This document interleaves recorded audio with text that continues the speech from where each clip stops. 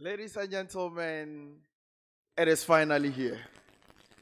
The finals for the Middle Zone Tertiary Business Science Challenge 2025 is here. It is between three very great institutions. Two from the Ashanti region, one from the Bono region. Yesterday, a Bono region school defeated an Ashanti region school. Is it time for revenge from the Ashanti squad, or still the Bono region school will triumph over the two Ashanti schools? Ladies and gentlemen, I especially welcome you all to the Middle Zone Final. It is a contest among three institutions like I indicated. We have the Christian Service University who are making their maiden appearance. We have the University of Energy and Natural Resources who were at this stage last year. This stage last year, they met the third school, that is the Kwame Nkrumah University of Science and Technology. Will it be a repeat or a revenge for UNE over KNUST? Indeed, the Christian Service University also have a major claim to this title, the title of the zonal champion. Yes, for the next 1 year, whoever wins this contest will hold the bragging rights as a middle zone champion. For Christian Service University, it is their maiden appearance on this stage.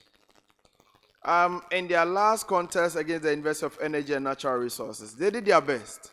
Yes, they qualified to the finals. It wasn't the performance that they were happy with, which I believe they have learned from their mistakes and are ready to right the wrongs to make history as the first private school to win the zonal championship. But of course, they are coming up against two well-established institutions in this competition. For the University of Energy and Natural Resources, last year they were at the final. It was their second TBSC appearance. In their maiden appearance in 2023, they could not make it past the preliminary rounds. They were booted out by the SZ Dombo University of Business and Integrated Development Studies. Last year, they were able to make it to the zonal final. Last year, they placed second. They were runners-up to the eventual winners, Kwame Nkrumah University of Science and Technology. You may have other ideas this year. They want to make amends for last year. They want to win the zonal championship and by extension, go on and win the national competition as they told me yesterday.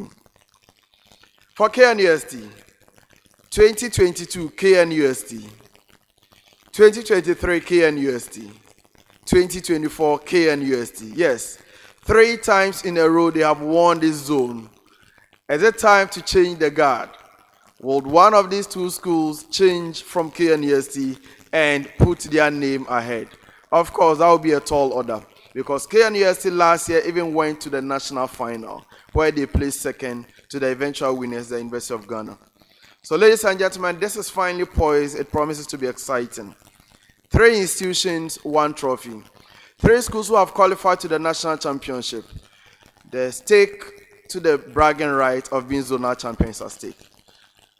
It is going to be hot. My name is Al Hassan Yusuf Traore. Please join me as I welcome the 3 institutions up on stage.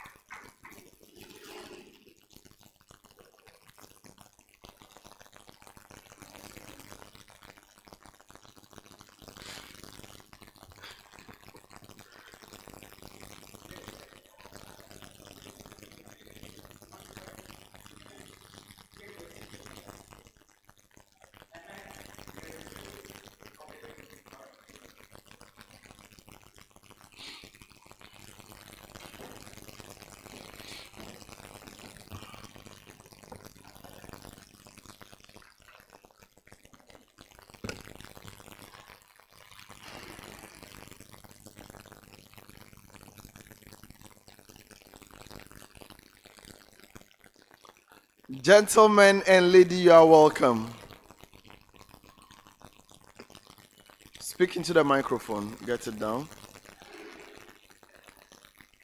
Thank you. Okay. So I'm beginning from my right to you, Christian Service University.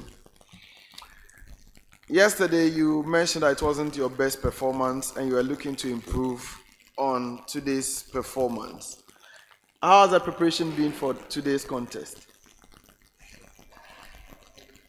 We believe we are adequately prepared for this time, this competition, this competition. What should we expect from you today? Greatness. Greatness. Oh, wow. Okay, we are expecting greatness. Please introduce yourself. Okay. I'm Seydou Abbas, BBA level 200. Adjoa Franoa Frimpong, BBA 300. The name again? Adjoa Franoa Frimpong, BBA level 300. I am Nathaniel Damstead, BBA level 400. Nathaniel. Yes, please. Okay. You're welcome once again, ladies and gentlemen. Thank you. All right, for UNE, who do we have? David Ampa Benin. No boy, free for boating, BSc accounting second year. Okay. Colin Thomas, BSc accounting level. The name again? Colin Thomas, BSc accounting level. Holland. Colin. Holland. Yes, sir. Okay. Holland as in country, Holland. Okay, Holland. Okay, that's fine, You're welcome once again. Now, what should we expect from you this time? Okay, thank you. Okay. So, what we say is that we are going to do our best in this contest. So, expect a great performance from us. Okay, how has the preparation been like? Well, it has been very good preparation. Like we have put in much effort, and this time around, we are sure that we are going to do well. Okay, I wish you the very best. We'll see how it goes. KNUST, please introduce yourselves. Final year accounting. Could you a champion Opoku? The name again? Could you a champion Opoku? Final year accounting. Okay. Sintolia Frederick, third year accounting. Okay, you're welcome, gentlemen. So you've been zonal champion for 3 consecutive years. How motivated are you for this one? So we are really motivated and we are aiming to retain the title this year too. How has the preparation been? So the preparation hasn't been easy, but we put in the effort and we are hoping that effort to bear fruit. We'll see how it goes. I wish you well. So, ladies and gentlemen, they are seated. They've introduced themselves to all of us. It is now time to do battle. I believe they know the rules and regulations already. For a 3-team contest like this, when a school gets it wrong and there's time for bonus, it is open to the 2 remaining schools. Each of you have a stake on who answers. If you press the bell first, you are called to answer.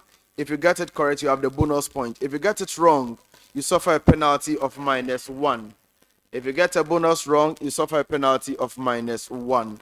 The contest is going to be organized in 6 rounds. Round 1 is the theory. Round 2, calculations. Round 3, the business case of the day. Round 4 is a graphic business segment. Round 5, true or false. The 6th round will be riddles. Please, are we ready? If we are ready, we go straight to round 1. But remember that the program is brought to us by Graphic Business in partnership with the Institute of Chartered Accountants Ghana. Our sponsors include MTN Ghana, PwC. We also have the Gold Ghana, Piva Beverages, Glycolife. We have Compu Ghana as well as GCB Bank. Our media partners are Daily Graphic and Graphic Online. The program is streaming live on Facebook as well as on YouTube. My name is Al Hassan Yusuf Traule, and I love academic violence. Let's have some violence this morning, beginning with a Christian Service University. But again, okay, so let's begin.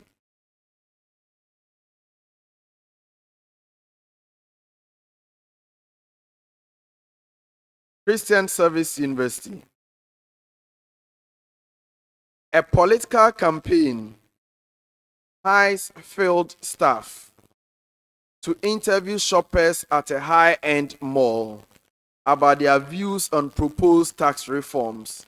What type of sampling is used here, and what is its major risk? I'll take it again. A political campaign hires field staff to interview shoppers at a high-end mall about their views on proposed tax reforms. What sampling type is being used in this scenario, and what is its major risk?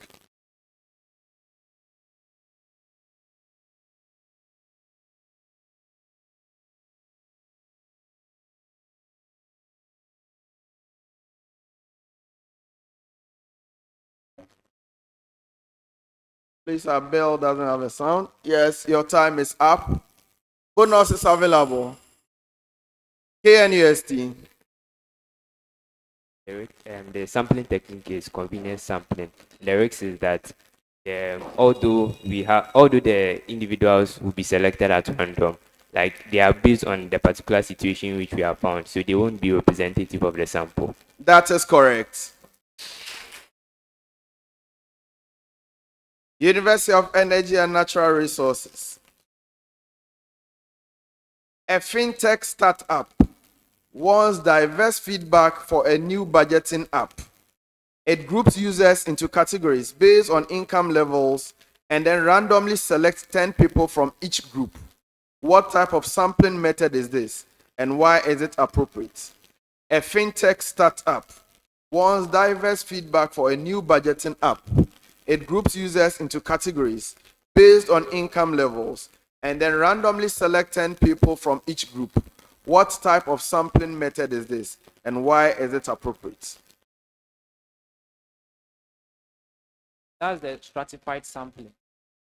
Since it categorizes people and then select a sample from them for the study.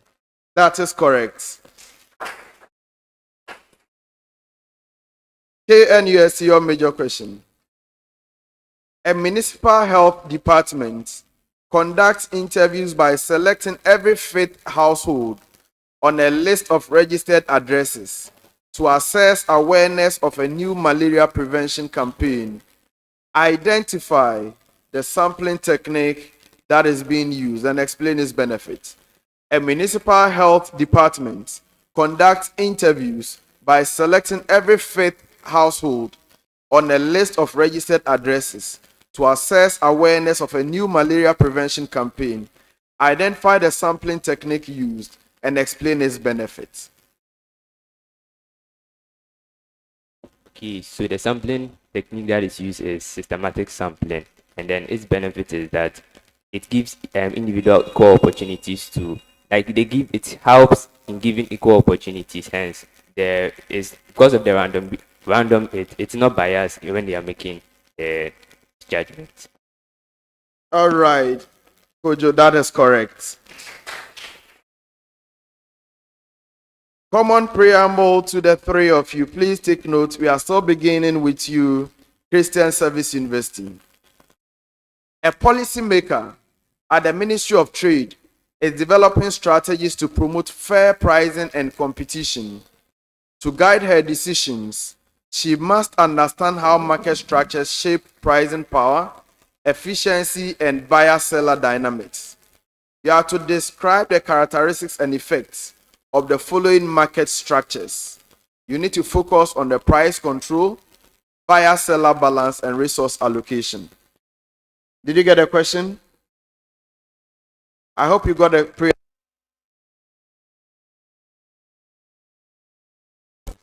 Okay, let me take it again. A policymaker at the Ministry of Trade is developing strategies to promote fair pricing and competition. To guide her decisions, she must understand how market structures shape pricing power, efficiency, and buyer-seller dynamics. Describe the characteristics and effects of the following marketing structures, focusing on price control, buyer-seller balance, and resource allocation efficiency. I believe it is fine now. Now to you, Christian Service University. Your market structure is oligopoly. Oligopoly.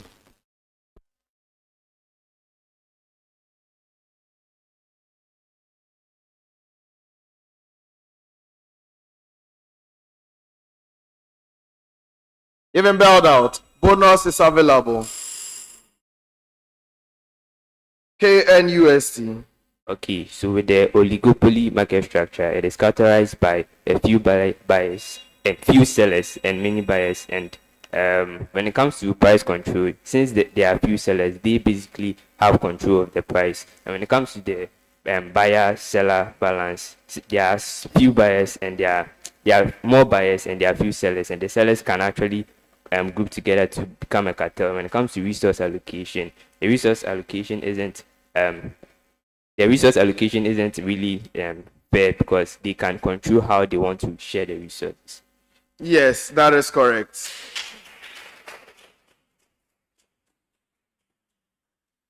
Yune, yours is monopolistic competition. Monopolistic competition.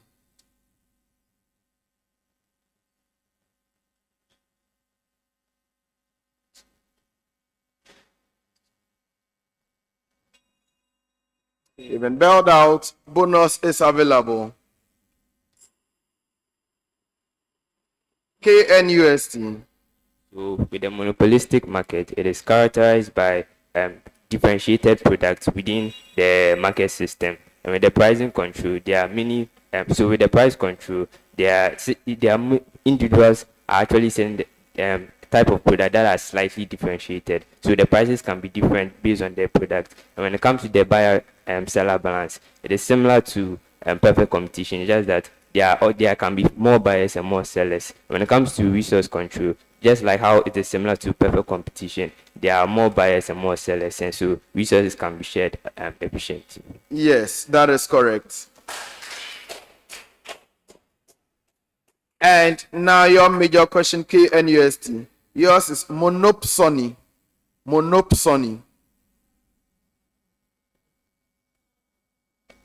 So with the monopsony market, it is characterized by many buyers and it's characterized by one buyer and many sellers. And then the price control is that because there's only one buyer, sellers will try to reduce the price in order to benefit the buyer. And when it comes to the resource allocation, the resource allocation is that there are actually many resources. You just left it the buyer to decide what he wants to buy. When it comes to the buyer-seller balance, it is one buyer and many sellers. Of course, one buyer, many sellers. That is correct. For our next set of questions, we are beginning from the University of Energy and Natural Resources. University of Energy and Natural Resources. So, common preamble to the three of you. Common preamble. But we begin from UNE. You have been asked to advise a medium-sized company on strengthening its information security. You are to describe the different types of security controls the company should provide and provide two relevant examples of each. So what I want you to do is to describe any one major security control, major category of security control, and give me two relevant examples of each. Please, did you get a question? Identify any one major category of security control, explain it, and give me two examples of that category, beginning from the University of Energy and Natural Resources. Okay, so we have the decision support system. So, I mean, medium-sized company, we have the computers, modernized computers that help that helps in tracking records of financial transactions and making decision in the. We also have the executive support system. This is the. Unfortunately, I'm not accepting that. That is not correct. There's no bonus here. So now you have your chance, KNUST.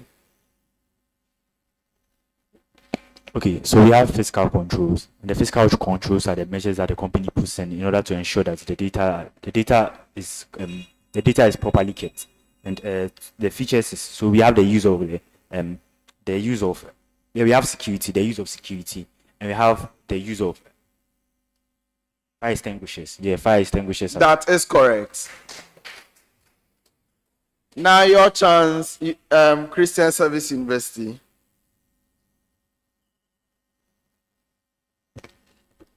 So we have the technological controls where they put up technological structures to help prevent more like encrypting data to help prevent us our competitors from accessing said data.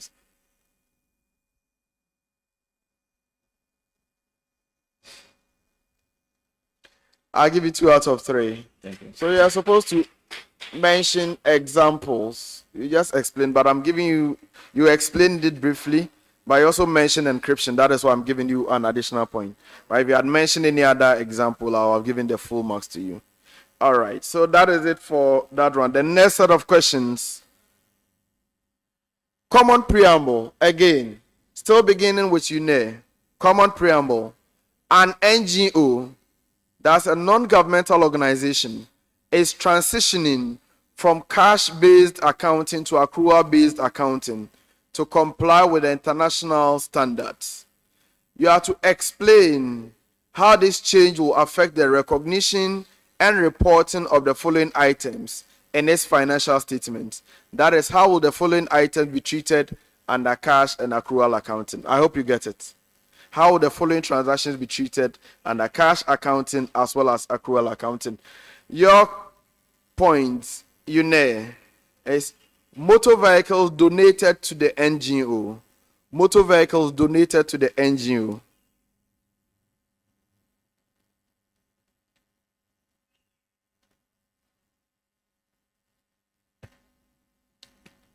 So, okay, the motor vehicle donated to an NGO under the cash-based accounting, this transaction will not be recorded because there is not receipt of cash. And under accrual-based accounting, the motor vehicle will be recorded as an asset, and the value of the motor vehicle will be recorded in the books of the NGO as a fixed asset. I'll accept that. That is correct. KNUST. Provision for bad debts. Provision for bad debts. Okay, so when it comes to cash basis of accounting, provisions are not recorded, hence provision for bad debt will not be recorded. But when it comes to the accrual basis of accounting, provisions are going to be made, hence provisions will be recorded under expenses as well as deducted from the receivables in the balance sheet. That is correct. Christian Service University. Electricity consumed for the year but not paid. Electricity consumed for the year but not paid. It's under the cash base. It won't be recorded since it hasn't been paid. Therefore, money has been cash has not been taken from the cash account. But it will be recorded as an expense under the accrual basis because it's an expense that have been accrued, though it hasn't been yet paid. Okay, I'll accept it. That is correct. So I needed you to add a last bit to it, that's the liability recognition. Because it hasn't been paid, it should also be recognized as a liability. But essentially, you've captured what I needed, and that is correct. For our last set of questions, or for the next set of questions, we begin with KNUST. KNUST.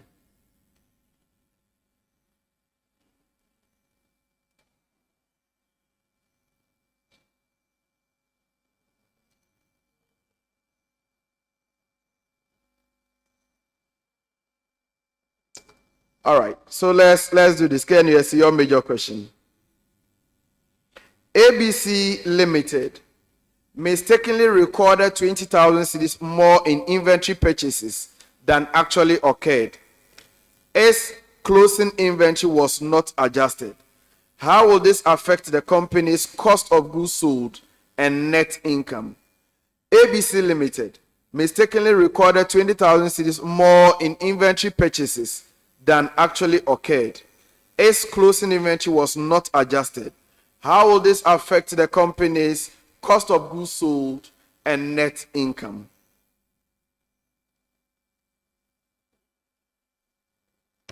Okay, so the amount of 20,000 which was recorded more in the purchases and not adjusted. Would you please speak louder? Sorry. So the amount of 20,000 which was recorded more in the purchases but not in the closing inventory will increase cost of sales, and an increase in cost of sales basically leads to a lower gross profit, which will eventually lead to a lower net profit. That is correct.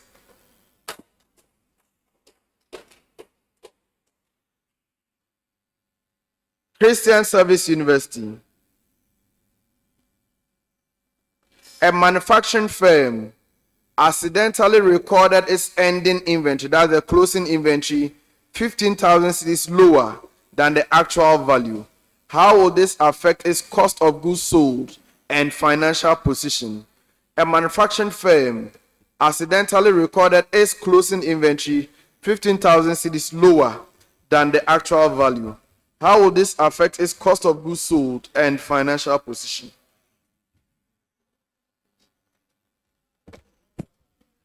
Okay, it will affect the cost of goods sold to be high, and also increase the it will also increase the high income. Please come again with your answer. I need you to be specific with what you're saying. Please start again. Okay, when the closing stock is reduced by the amount, it will increase the cost of goods sold, whilst also decrease the income.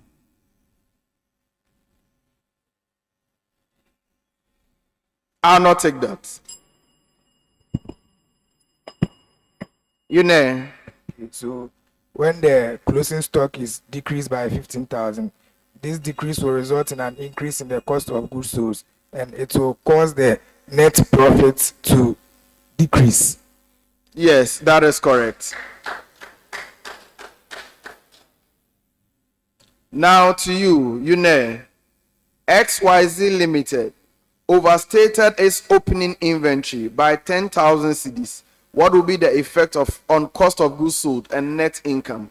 XYZ Limited overstated its opening inventory by 10,000 cedis. What will be the effect on cost of goods sold and net income? Okay, it will increase cost of goods. It will decrease cost of goods sold and then increase the net profit. Please be clear with what you are saying. Come again. It will increase. It will decrease cost of goods sales, and then increase the net profits. I'm not taking that. KNUST. Okay, so the opening inventory which was overstated will increase cost of sales, and then increase cost of goods sales, and then increase in cost of goods sales will lead to a lower gross profit, which will eventually lead to a lower net profit. Yes. So you know your question was about opening inventory. Once you overstate opening inventory, you are overstating cost of goods sold, and that will ultimately lead to a reduction in your profits. For the last set of questions for this round, we are still beginning with the Kwame Nkrumah University of Science and Technology. KNUST. A city's planning department is studying the relationship between housing prices, income levels, and access to public transport to inform urban development policies. Understanding how these variables interact helps the team make evidence-based decisions. Describe 3 statistical measures used to analyze such relationships and explain how they can inform real-world decisions. I take it again. A city's planning department is studying the relationship between housing prices, income levels, and access to public transport to inform urban development policies. Understanding how these variables interact helps the team make evidence-based decisions. Describe 3 statistical measures used to analyze such relationships and explain how they can inform real-world decisions. Okay, so for the first one, we have correlation, and the correlation will tell us the relationship between the individuals. So the relationship between the housing and the housing and the other variables. Okay, we also have the coefficient of determination. The coefficient of determination will tell us how a change in the housing is supposed to affect the change in the other variables.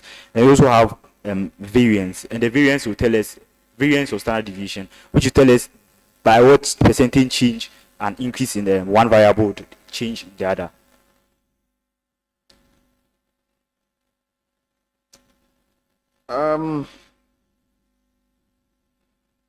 I want to give you 2 out of 3. So I'll explain why. Okay, I'll explain why. Now to you, Christian Service University. A retail chain is analyzing customer purchase data to understand typical spending behavior and guide pricing and inventory decisions. To summarize the data set effectively, the analyst selects measures of central tendency. You have to describe 3 measures of central tendency and explain how each applies in practical settings. A retail chain is analyzing customer purchase data to understand typical spending behavior and guide pricing and inventory decisions. To summarize the data effectively, the analyst selects measures of central tendency, describe 3 measures of central tendency, and explain how each applies in practical settings.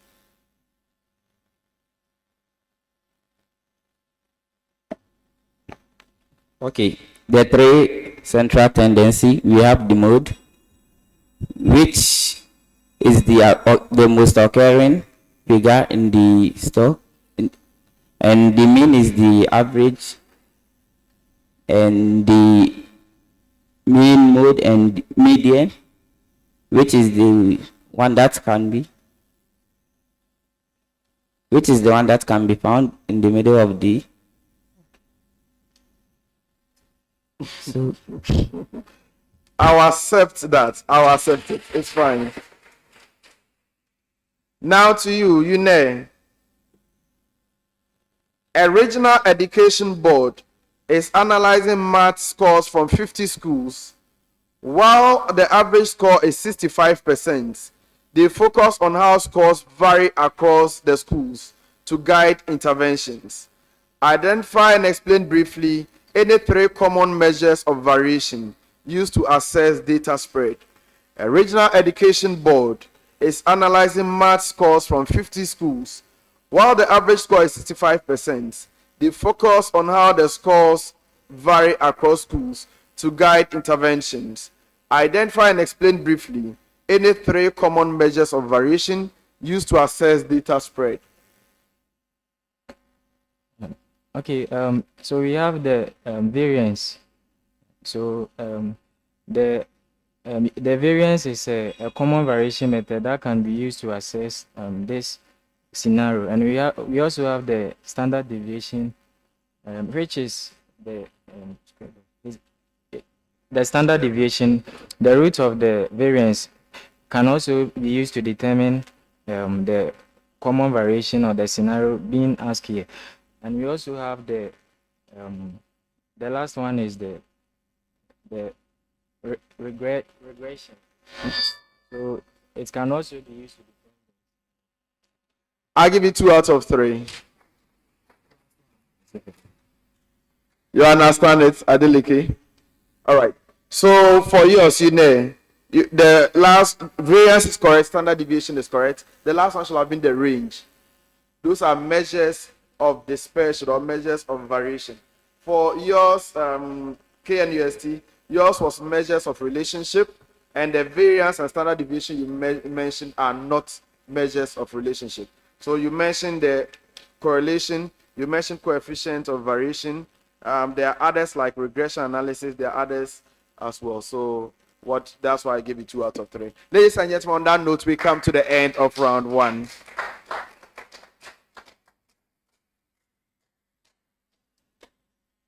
round one has gone by very fast. How is it going for you? Christian Service University, are we on track? This is just the beginning, so we believe that. Ladies and gentlemen, indeed, round one is just the beginning. There are many more rounds to go. There are 5 more rounds to go. You know, how is it going for you? Yeah, there are many there are many rounds left, so anything can happen. Okay, KNS, is it going according to plan? It's a work in progress. It's a work in progress. It's a work in progress. Ladies and gentlemen, indeed, it's a work in progress. I am here for more violence, so I'm okay with anything that you people say. At the end of round one, the scores.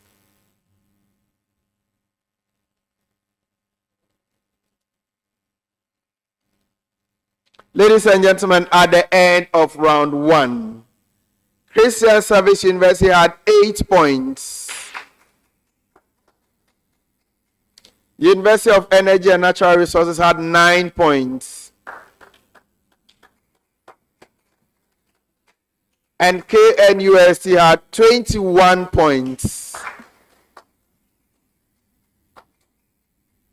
KNUST has taken a very good lead in the first round. We'll see if they can maintain that lead or they will be eventually overtaken by their opponent. We are going into round 2, which involves calculations. You are free to use your calculators.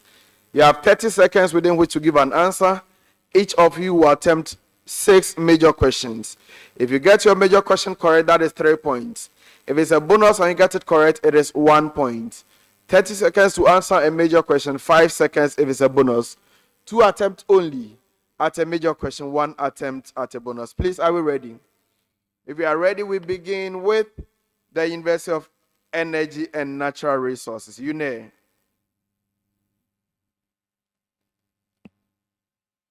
Glycolife sends out a series of marketing emails at a cost of 0.04 cedis per mail to a list of 25,000 potential customers. They achieve an open rate of 20% and a click-through rate of 10%. If 5% of those who click through make a purchase, and each purchase averages 150 cedis in revenue, calculate the following for me: the total email cost, number of clicks, and total revenue generated. I take it again. Glycolife sends out a series of marketing emails at a cost of 0.04 cedis per email to a list of 25,000 potential customers. They achieve an open rate of 20% and a click-through rate of 10%. If 10% of those who click through make a purchase, and each purchase average 150 cedis in revenue, calculate the total email cost, number of clicks, and the total revenue generated.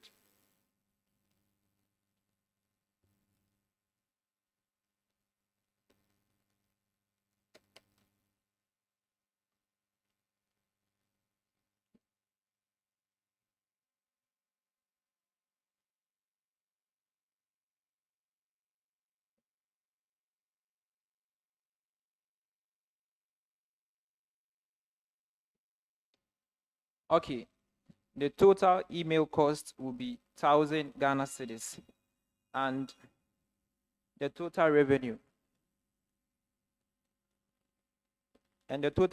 will be 150,000, and the 10% who clicked will cost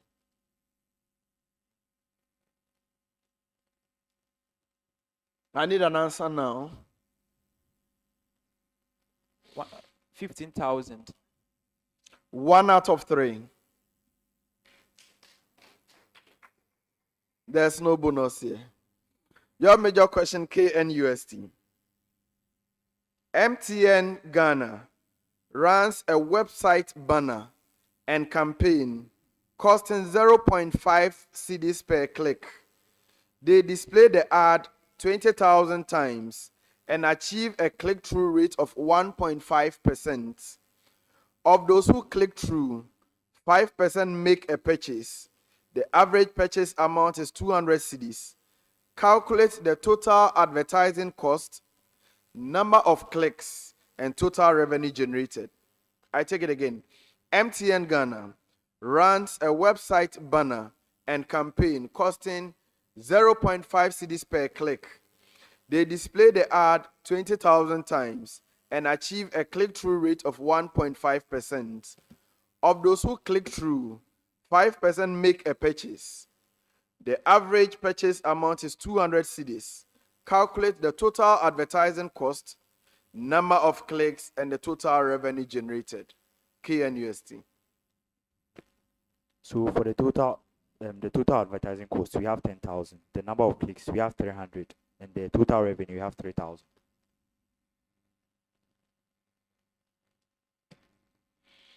Two out of three. One of your figures is wrong. Now to you, Christian Service University. PwC conducts a direct mail marketing campaign to 5,000 households. The campaign costs 2 cedis per piece of mail.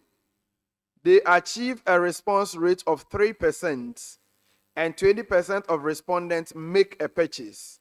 The average purchase amount is 100 cedis. Calculate the total campaign cost, number of responses, and total revenue generated. PwC conducts a direct mail marketing campaign. The campaign costs 2 cedis per piece of mail. They achieve a response rate of 3%, and 20% of respondents make a purchase. The average purchase amount is 100 cedis. Calculate the total campaign cost, the number of responses, and the total revenue generated. The total campaign cost is 10,000 cedis. Number of respondents are 150. Then the total purchase is 3,000. Yes, that is correct. So, KNUST, for yours, I mentioned the total advertising cost, which was 150 cedis. Okay.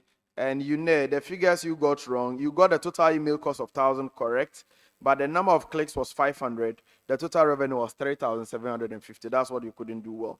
We'll go to our next set of questions. Still beginning with UNE. Next set of questions beginning with UNE. Let's do some costing. Costing.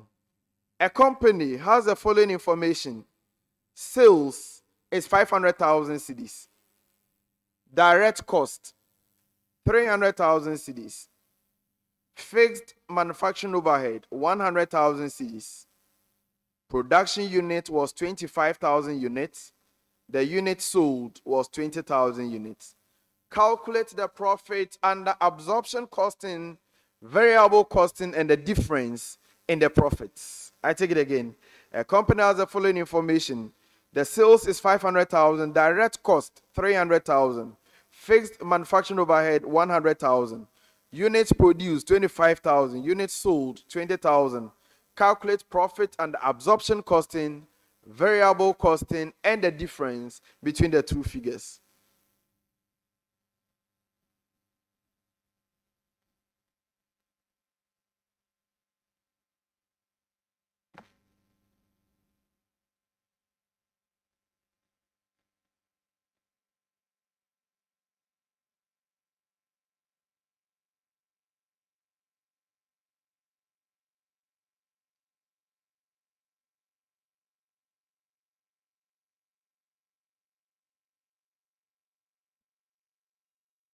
You've been bailed out. Bonus is available. KNUST. So under absorption, we'll have a profit of 100,000, and under marginal, we'll have 80,000. Yeah, the difference is 20,000. Please come again with your figures. Be clear. Okay. So under absorption, we'll have a profit of 100,000. Under marginal, we'll have a profit of 120,000, and the difference is 20,000. Yes, that is correct. Speak into the microphone, Japheth. Okay. All right. Your major question, KNUST. Company X has the following data. Sales is 600,000 cedis. Direct cost per unit is 20 cedis. Fixed manufacturing overhead 120,000 cedis. Units produced 30,000. Units sold 25,000. Calculate the profit under absorption and variable costing and tell me the difference between the two figures. I take it again. Company X has the following data. Sales 600,000. Direct cost per unit is 20 cedis. Fixed manufacturing overhead 120,000. Units produced 30,000. Units sold 25,000. Calculate profit under absorption and variable costing and the difference between the two figures.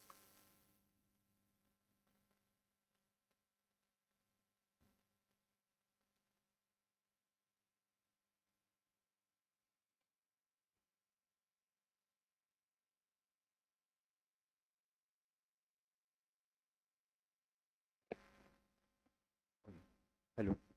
So under absorption, we'll have a loss of 120,000, and under marginal, we'll have a loss of 100,000, and the difference is 20,000. Sales is 600,000 cedis. Variable production cost is 15 cedis per unit. Fixed manufacturing overhead is 120,000. Units produced 30,000. Units sold 25,000.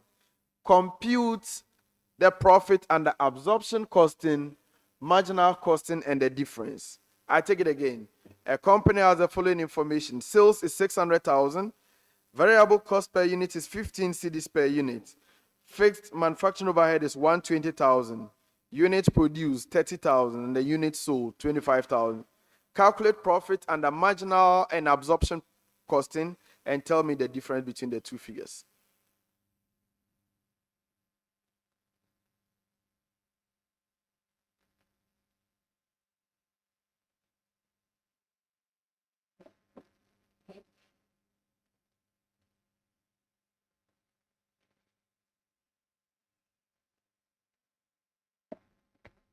Please, under the marginal costing, the profit is 225,000. Then under the absorption cost, Please give me the answer now. let's move on. I'm not taking any of that. It's not correct. Bonus is available. KNUST. So under absorption, we have 30,000. Under marginal, we have the profit under absorption is 30,000. Under marginal, we have 50,000, and the difference is 20,000. No, for a bonus, I'm not taking that. For a bonus, I won't accept that. And the absorption is 125,000, and the variable or marginal costing is 105,000. The difference is 20,000. For yours, absorption, there was no profit. It was zero. Variable was negative. There was a loss of 20,000, and there was a difference of 20,000. Okay. Next set of questions, we are beginning with KNUST. KNUST, you are beginning the next set for us. An asset is purchased for 120,000 cedis with a 5-year useful life and a 20,000 cedis salvage value. What is the depreciation expense for year 3 using the double declining balance method? An asset is purchased for 120,000 cedis with a 5-year useful life and a 20,000 cedis salvage value. What is the depreciation expense for year 3 using the double declining balance method?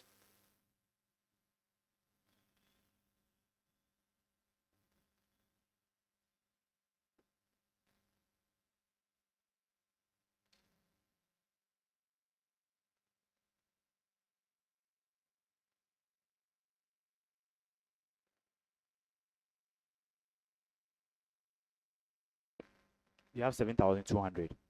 7,200 is not correct. You have one other chance. 25,920. No, that is also not correct. Even bailed out. Bonus is available.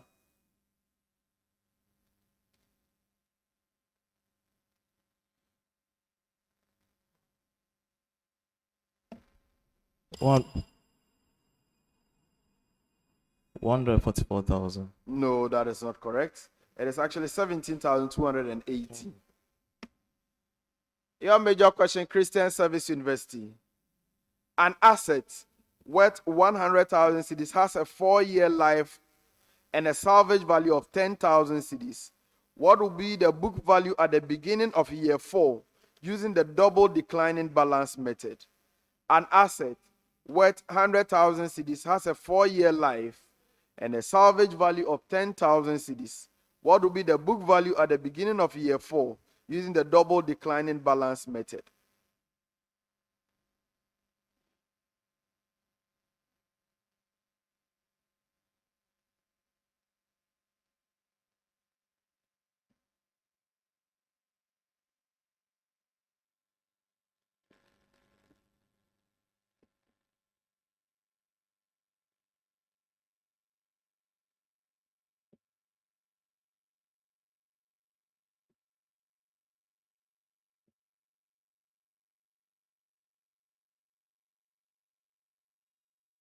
Even bailed out, bonus is available. KNUST. Okay, so the book value is 12,500. Yes, that is correct. Now your major question, you know. An asset is purchased for 80,000 cedis. Its useful life is 5 years, and its salvage value is 5,000 cedis. What is the book value at the beginning of year 4 using the double declining balance method? An asset is purchased for 80,000 cedis. Its useful life is 5 years, and its salvage value is 5,000 cedis. What is the book value at the beginning of year 4 using the double declining balance method?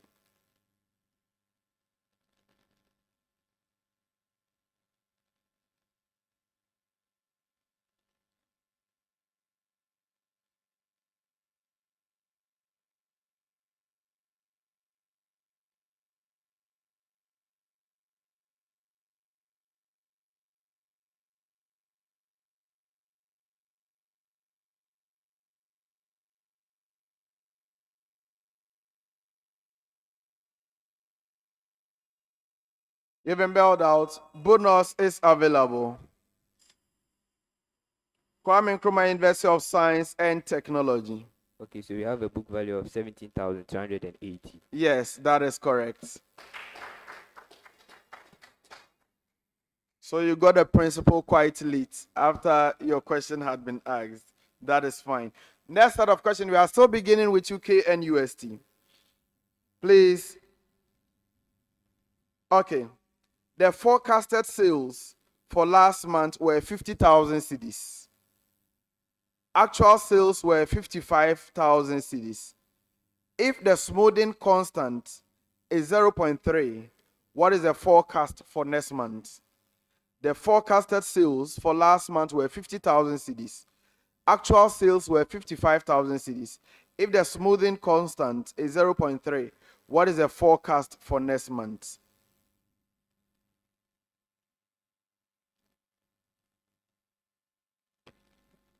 We have 56,500. No, it is not 56,500. You have one other chance.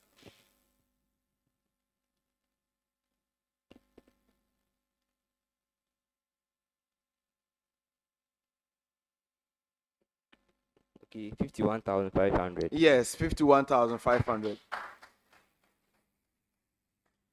Christian Service University. The forecasted demand for a product last period was 1,200 units. Actual demand was 1,350 units. And the smoothing constant is 0.4. What is the forecast for the next period? I take it again. The forecast demand for a product last month was 1,200 units. Actual demand was 1,350 units. If the smoothing constant is 0.4, what is the forecast for next period?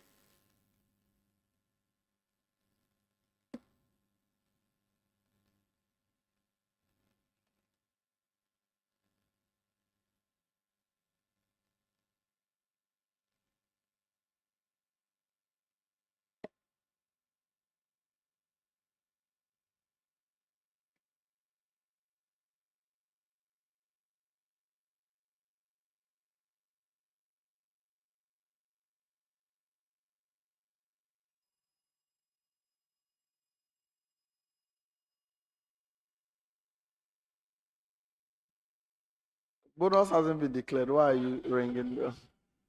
Please, next time, wait for a bonus to be declared. You may go ahead now, Yune. 1,248. No, I'm not taking that. KNUST. 1,260 units. Yes, 1,260. 1,260 is the correct answer. Now, your major question, Yune. A company predicted 900 sales last quarter, but the actual sales was 840. Using a smoothing constant of 0.5, calculate the forecast for the next quarter. A company predicted 900 sales last quarter, but the actual sales was 840. Using a smoothing constant of 0.5, calculate the forecast for the next quarter.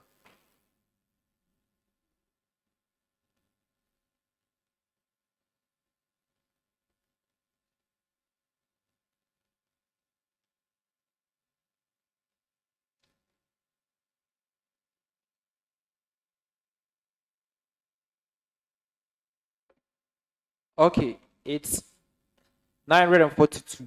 No, you have one other chance. Okay, 882. 882. That is also not correct. Bonus is available. KNUST. 870 units. Yes, 870 is the answer I'm looking for. Please, you do not ring a bell when a bonus hasn't been declared. Okay. Next set of questions, we begin from the Christian Service University. Christian Service, you are beginning this round for us. Let's do some taxation. Are you okay with it?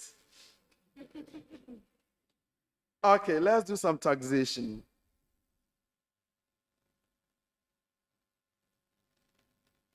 Okay. Mr. Ando is a junior staff member of Big Company Limited. His monthly basic salary is 700 cedis. He was paid overtime, totaling 500 cedis during the period or during the month of August 2024. You are to compute his tax on the overtime payment for the month of August. I take it again. Mr. Ando is a junior staff member of Big Company Limited. His monthly basic salary is 700 cedis. He was paid overtime, totaling 500 cedis during the period or during the month of August 2024. Compute his tax on the overtime payments for the month of August 2024.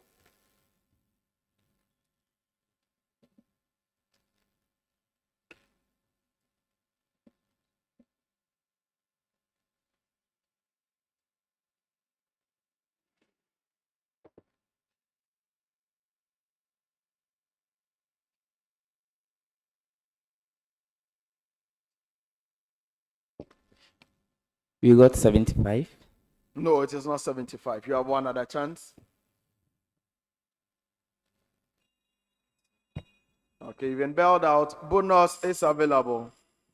KNUST. Okay, so we have 32.5 Ghana cedis. Yes, it is 32.5 Ghana cedis. Please show some love. University of Energy and Natural Resources. Mami Ajewa is a junior staff member of KD Limited.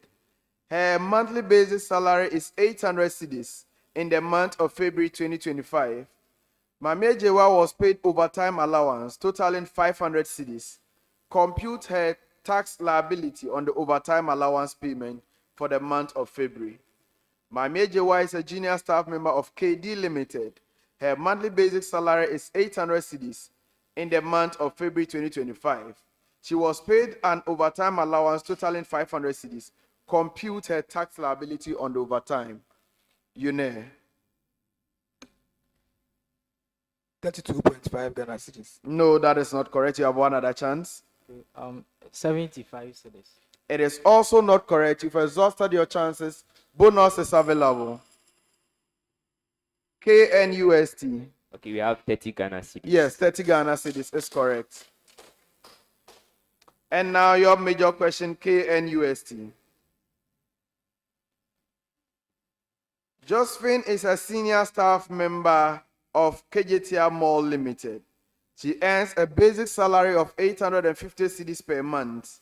In June 2024, she earned 600 cedis in overtime. Calculate the tax payable on her overtime for the month of June 2024. Josephine is a senior staff member of KJTR Mall Limited. She earns a basic salary of 850 cedis per month. In June 2024, she earned 600 cedis in overtime pay. Calculate the tax payable on her overtime payment. Okay, so for her overtime payment of 600, there will be no tax on the overtime payment as she's a senior staff. Kojo, thank you. That is correct.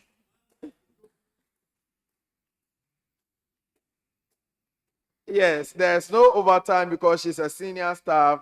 Overtime payment is not permissible to senior staff of entities, and that is correct. Our last set of questions for this round. Last set of questions, still beginning with Christian Service University. Let's do some linear programming.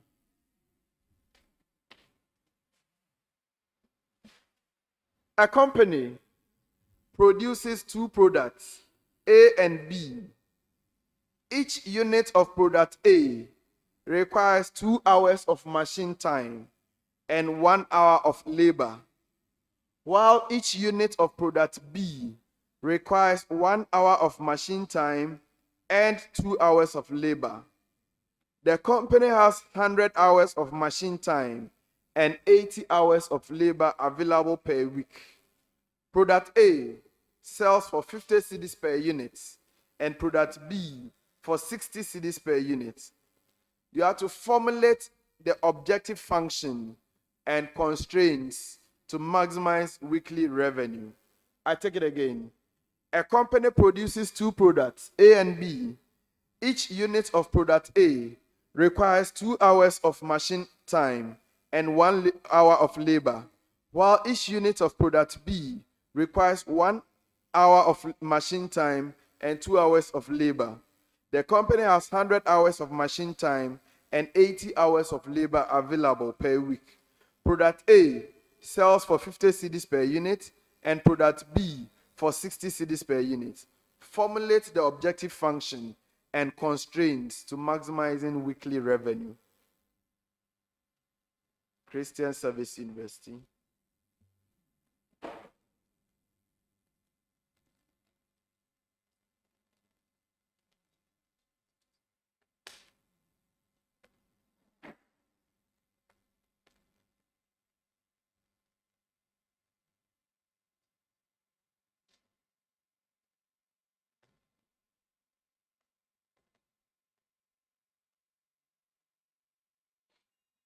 You've been bailed out. Bonus is available.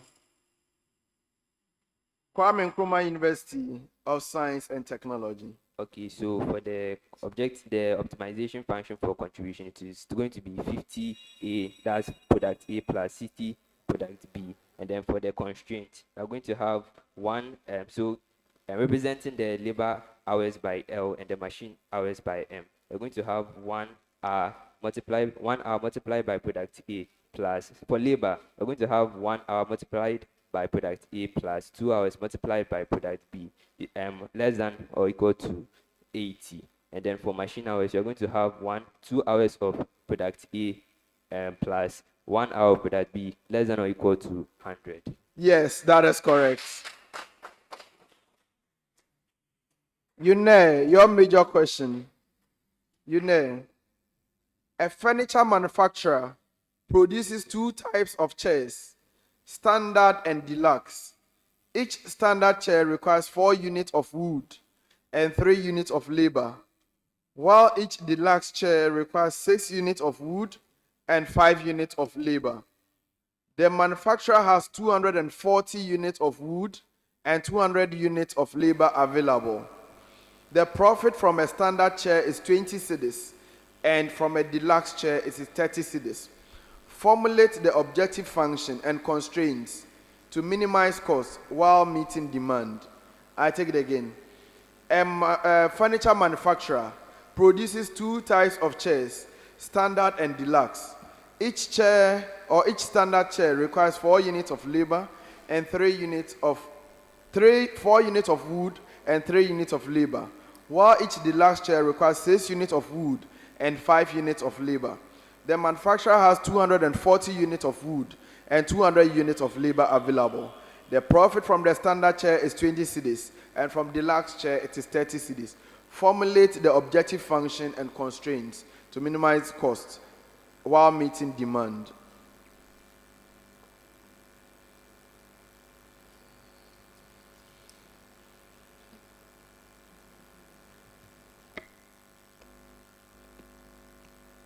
Okay, so I'm representing the standard wood by A, the standard chair by A, and the deluxe by B. So we have 4 multiply A plus 6 multiply B is less than or equals to 240, and we have 3 multiply A and 5 multiply B less than or equals to 300. Is that your final answer? 2 out of 3. You didn't give the objective function. KNUST. A company produces 2 products, A and B. Each unit of product A requires 2 hours of machine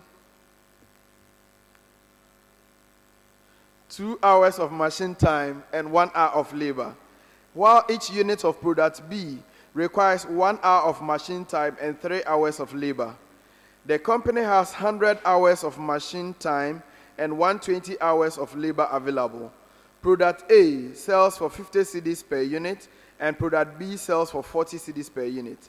Formulate the linear programming problem to maximize profit and the constraints. I'll take it again. A company has or produces 2 products, A and B. Each unit of product A requires 2 hours of machine time and 1 hour of labor, while each unit of product B requires 1 hour of machine time and 3 hours of labor. The company has 100 hours of machine time and 120 hours of labor available. Product A sells for 50 cedis per unit and product B for 40 cedis per unit. Formulate the linear programming problem and or to maximize profit as well as the constraints. So the linear programming function to optimize profit is 50A plus 40B. That is the product. And then for the constraint, when it comes to machine time, it is 2A plus 1B less than or equal to 100. And when it comes to the labor, it is 1A plus 3B less than or equal to 120. Yes, that is correct. On that note, we come to the end of round 2. It is getting interesting. Christian service, what happened in round 2?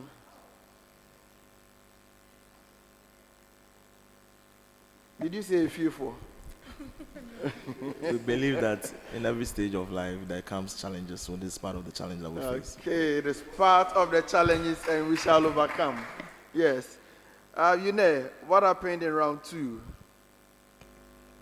Okay, it was a quite challenge, but as I said, the contest is not ending now, so yeah, we have them.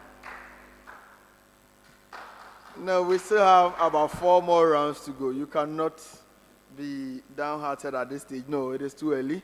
4 more rounds to go, and you have over 70 points to fight for. So please cheer up and let's see how it goes. KNSC, how did your round 2 go? Okay, so we had a little problem in some of the questions, but so far it is been okay. That's fine. Ladies and gentlemen, those are my brilliant contestants, and you heard from them on their assessment of round 2. Let's see the scores for round 2.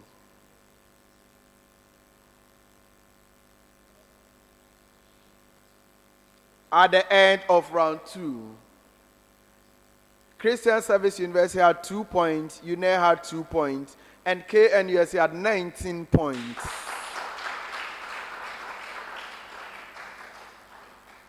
We are going into the business case of the day. Business case of the day, a common problem which we are all going to solve as a team. And then you bring your solution, which will compare with what we have, and marks awarded out of 10. You have 10 minutes within which to do this problem. So let's read our problems together, please. Okay, I'm told that before, please don't open yet. Unel wants to effect some substitution.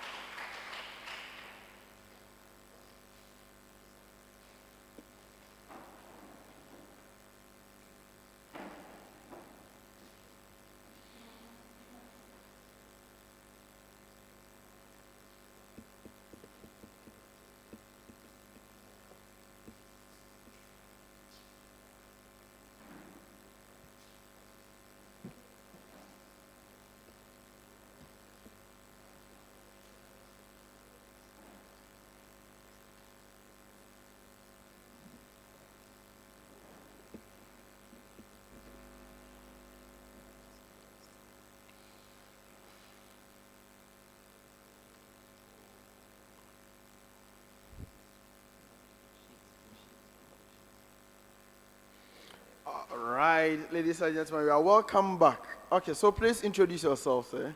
I'm Samuel Pomboama, BSc Economics Level 300. You're welcome, Sammy. Thank you. Okay, so we go through our problem together. As I was saying, we have this round where a common problem has been given to you. You are supposed to work as a team and come up with one solution. Please open your problem. Let's go through together. You are not supposed to start until you are told to do so.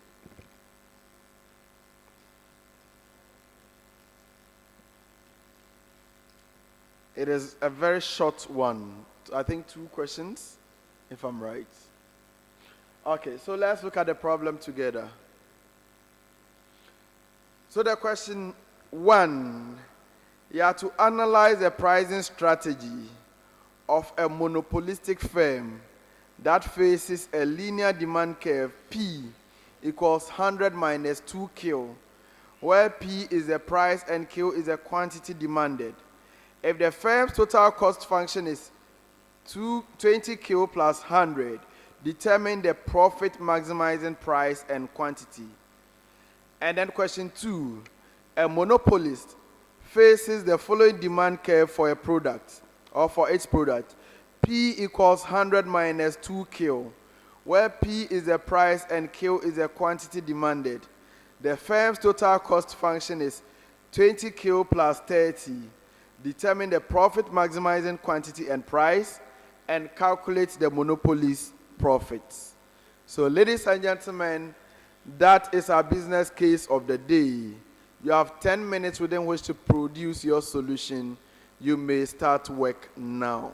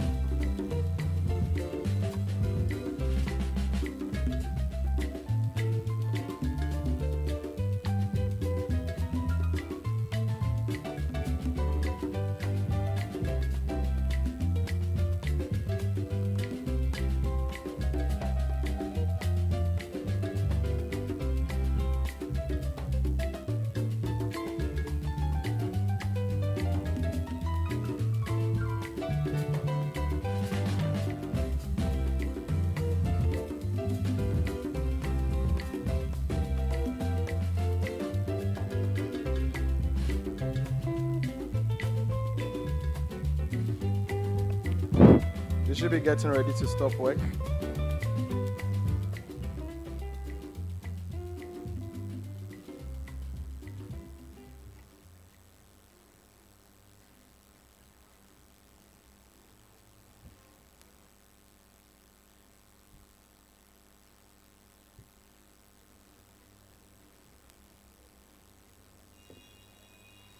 All right.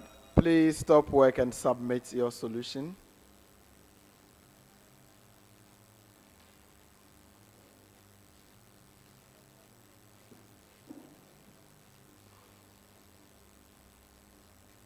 Thank you.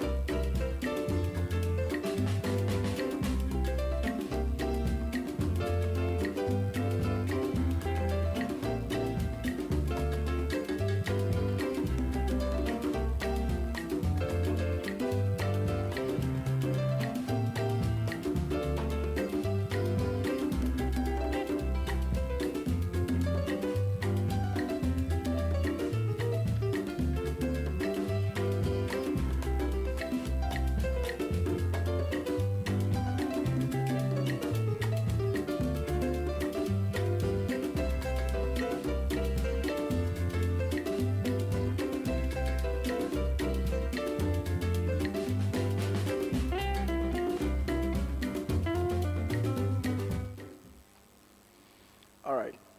You're welcome back. So let's look at what we gave them a problem on how to determine a monopolist's profit or a monopolistic firm's profits, as well as the price and quantity at which they may be able to earn that profit. So there were two questions, question 1 and then question 2. For question 1, we gave them a price function as 100 minus 2 kilo and a total cost function of 20 kilo plus 100. There are two ways of going about this. It's either you may decide to just straight away equate marginal cost to marginal revenue. We know at the profit maximizing figure, marginal cost is equal to marginal revenue. So you may want to go through the marginal route, or you can use the total cost, total revenue, after which you differentiate the figures or the equation once you get it. So, for instance, we can get a total revenue function. We know total revenue is price times quantity. Once you're able to state this and expand the equation, you have a total revenue function of about 100 kilo minus 2 kilo squared. At this stage, you may decide to find the marginal revenue, which will give you 100 minus 4 kilo. That's if you so wish.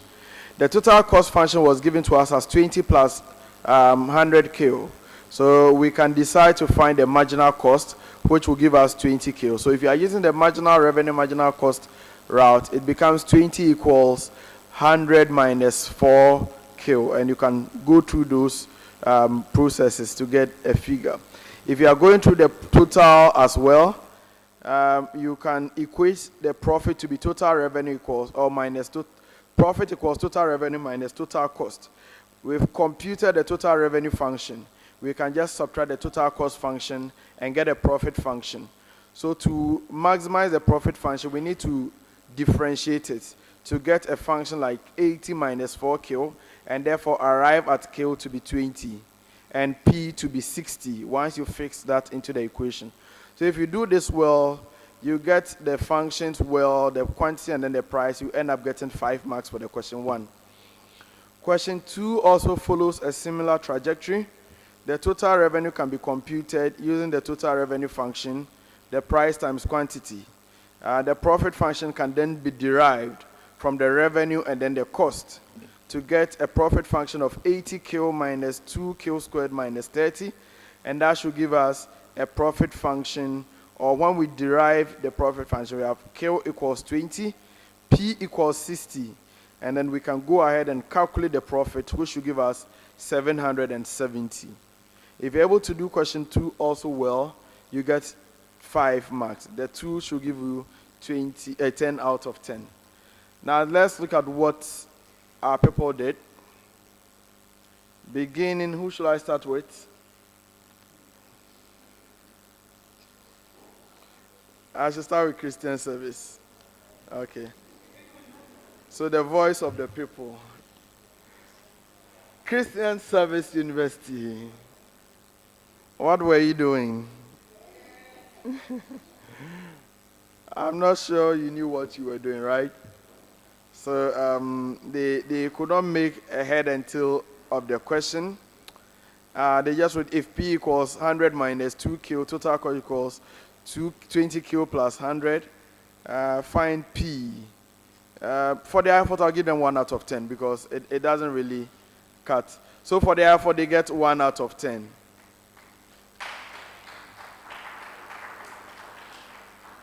The next one I have in front of me is KNUST. So they started well, question 1, yes. The total revenue function, they derived it, got 100 kilo minus 2 kilo squared. They were able to get a profit maximizing equation, marginal revenue equals marginal cost. They went through, they got kilo equals 20 and the P equals 60, which is correct. So they get 5 marks for question 1. Question 2. They started well, yes, with a profit function, total revenue equals total cost, profit equals total revenue minus total cost, that is correct. They derived the profit equation, but I think at a point they were not able to continue. They were able to get 20 as quantity, which is acceptable to me, but I think that is where it ended. The profit was wrong. They did not talk about the price also, when the question demanded for a price. So for their effort, they get 8 out of 10. University of Energy and Natural Resources. Question 1, they derived the total cost and then they got the marginal cost as well. They got the marginal revenue function. They arrived at a quantity of 20, price of 60, that is correct. So for question 1, they got 5 points. Question 2, at equilibrium, marginal cost equals marginal revenue, that is correct. They got a point. They then got the total cost function and then got the differentiation of the marginal cost. They got total revenue function also correct. They got a quantity of 20 and a price of 60, which are both acceptable to me. They ended up getting a profit of 770, that is also correct. For their effort, they get 10 out of 10.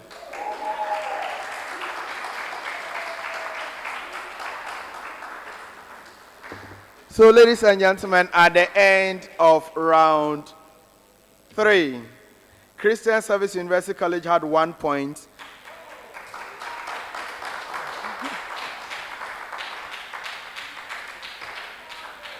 KNUST had 8 points.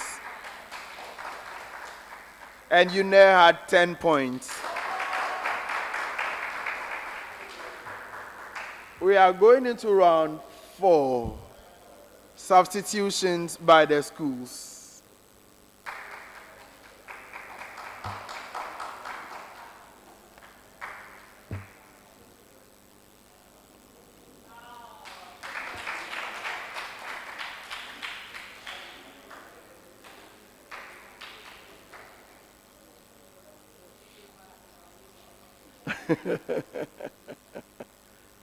Are you the savior? You are welcome, sir. Please introduce yourself. My name is Bawada, level 100 accounting. You are welcome. All right. So we are going into round 4. In this round, we are going to answer some questions that appeared or that are from stories that appeared in the Graphic Business newspaper. As we are aware, we know the editions that we are looking at. Each of you will attempt 6 major questions. If you get your major question correct, it is 3 points. If it's a bonus and you get it correct, 1 point. You have 10 seconds to give an answer to a major question, unless it involves calculations.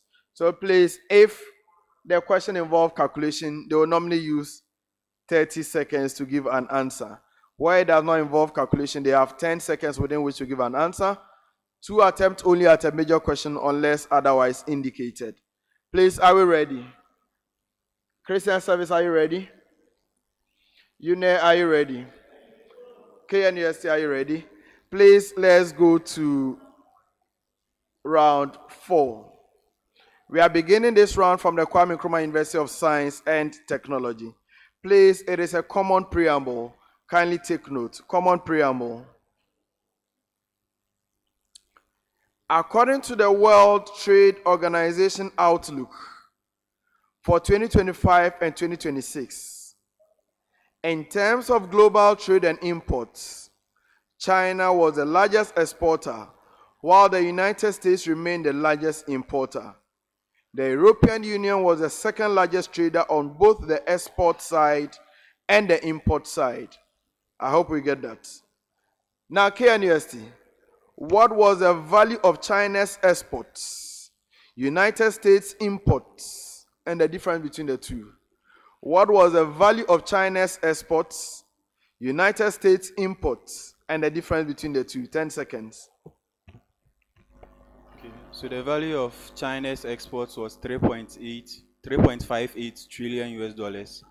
The value of US imports was 3.36 trillion US dollars, and the difference is 0.22 trillion US dollars. Yes, that is correct.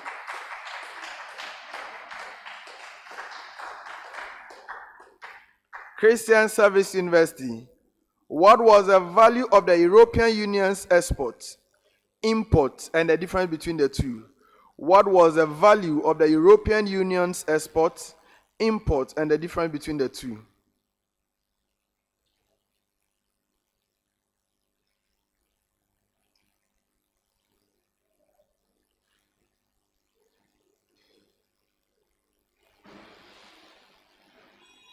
Even bailed out, bonus is available. Yes, KNUST. Okay, so the value of European Union's exports was 2.8 trillion US dollars. The value of their imports was 2.63 trillion US dollars, and the difference is 0.17 trillion US dollars. Yes, that is correct. Now to you, University of Energy and Natural Resources. The value of world commercial services export in 2024 rose 9% to 8.69 trillion. The United States was both the largest exporter and the largest importer in terms of commercial services trade.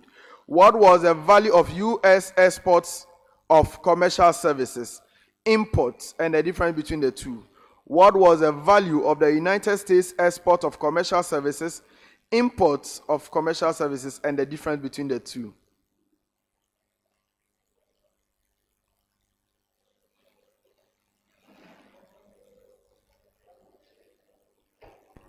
The value of the United States export was 5.5 trillion US dollars, and the import was 5.1 trillion US dollars, and the difference is 0.4 trillion US dollars. That is not correct. You've been bailed out. Bonus is available. KNUST. The value of U.S. commercial trade was export was 1.08 trillion US dollars, and the value of their import was 787 billion US dollars, and the difference is 0.293 trillion US dollars. That is correct. That is correct. Please show some love. Our next set of questions is still starting with KNUST. Let's do some football. Do you like football? Kojo, which team do you support? I hope it's not Chelsea. Do you support Manchester? We are on this together. All right, that's fine. That's just by the way. Let's go on. So we are looking at some football here. Which 3 Ghanaian players have been relegated from the English Premier League this 2024-2025 season? Which 3 Ghanaian players were relegated from the EPL for the 2024-2025 season? Okay, so we have Jordan Ayew, we have Abdul Fattah Isaku, and we have Kamaldeen Sulemana. That is correct.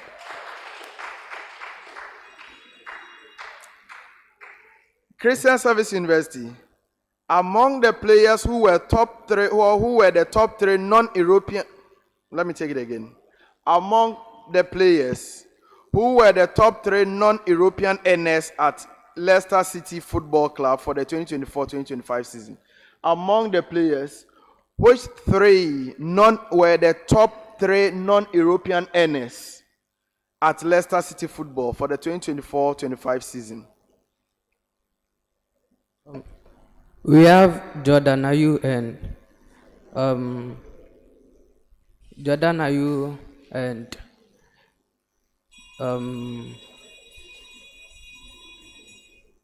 Jordan Ayew and Suleiman Isaku. No, that is not correct. No, please. They answered one of it, so I cannot take a bonus. They will get 1 out of 3. There's no bonus here.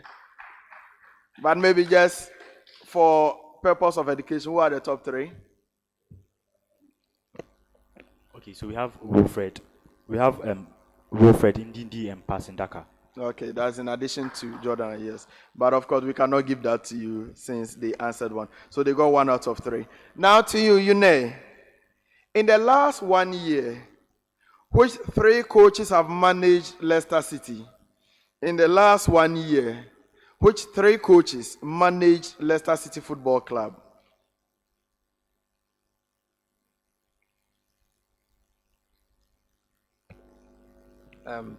Roel Van Nistelrooy, Steve Cooper, and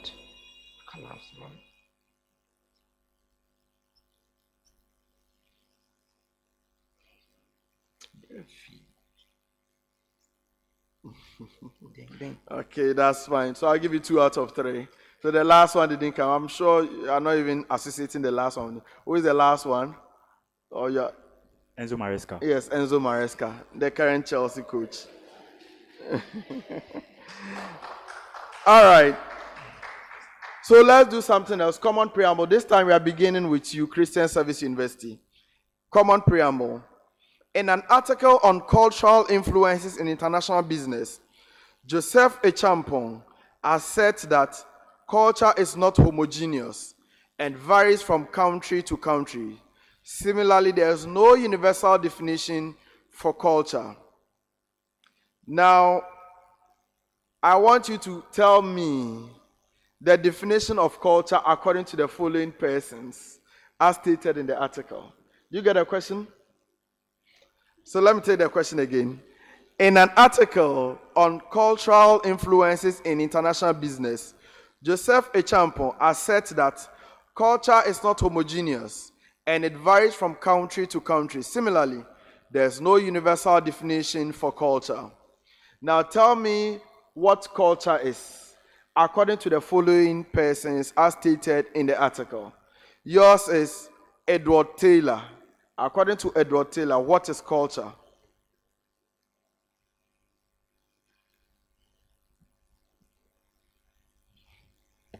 He said culture is the beliefs, is the beliefs and the behavior of a specific people within a geographical area. That's what he said. Is that what he said? Please organize your thoughts again. I'll give you one more chance. Organize your thoughts again. He said culture is the beliefs of a specific people in a specific geographical area.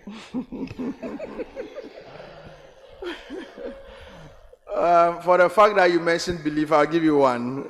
I'll give you 1 out of 3.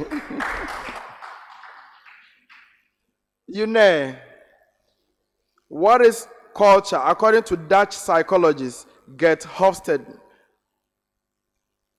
What is culture according to Dutch psychologist Gert Hofstede? He explained culture as the state of mind of individuals, how individuals perceive and understand things in relation to what is really formed in their mind. That's what he said, right? Yeah. I'll give you 2 out of 3. So yes, 2 out of 3. Indeed, he spoke about the mind. He also spoke about how what distinguishes one group of humans from the other. So I'll give them 2 out of 3. Now to you, KNUST. Yours is according to Professors Charles Hill and Thomas Holt. According to Professors Charles Hill and Thomas Holt, what is culture? Okay, so they define culture as a system of values and norms that are shared among a group of people that, when taken together, constitute a design for living. Yes.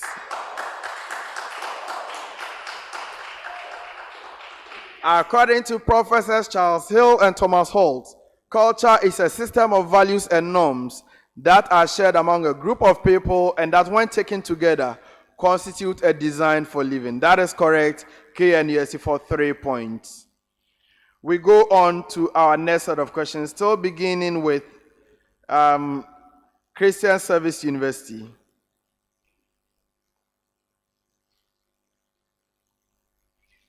Okay, let's do something. Christian Service University. What was the theme for the Grand Challenge program of the UK Ghana Chamber of Commerce held at KNUST? What was the theme for the Grand Challenge program of the UK Ghana Chamber of Commerce held at KNUST?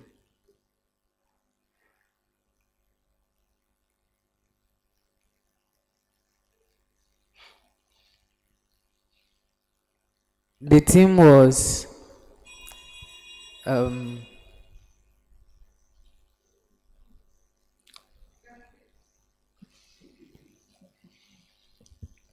not sure he can do it. Bonuses available. KNUST. Okay, so policy as an enabler for creating an innovation-friendly environment. Yes, that is correct. You know, your major question. What was the theme for the APSA Women Network Forum held in April? What was the theme for the APSA Women Network Forum held in April? Accelerate action, overcoming biases and barriers women face in organization and workplace. That is correct.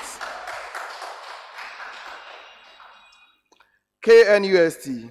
What was the theme for the second quarter Graphic Business Stanbic Bank breakfast meeting? What was the theme for the second quarter Graphic Business Stanbic Bank breakfast meeting? Okay, so the theme was Future of Food, the critical place of sustainable practices. Yes, that is correct.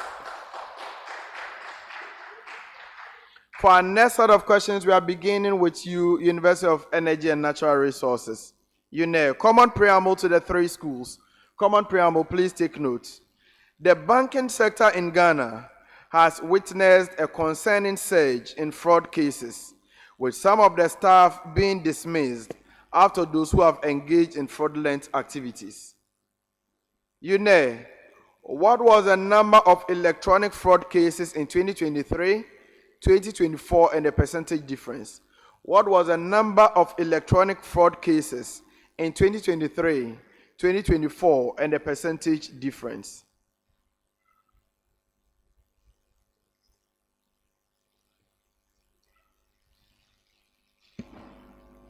Okay, in 2023, the number of fraud cases recorded were 15,673, and in 2024, the number of fraud cases recorded were 16,755, and the percentage difference is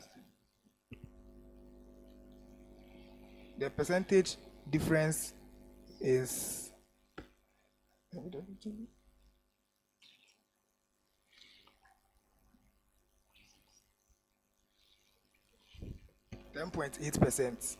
Please give me your figures once again. Be specific. The You fraud said case 2023 is what? 15,673. 673. Okay. And 2024. 2024 is 14,655.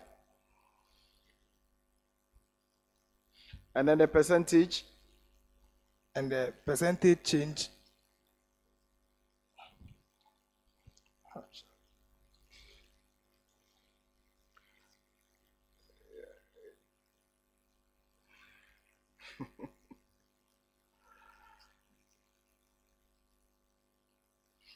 It's okay. So you missed the 2023, 2024, but I'll still accept that. I'll give you 2 out of 3.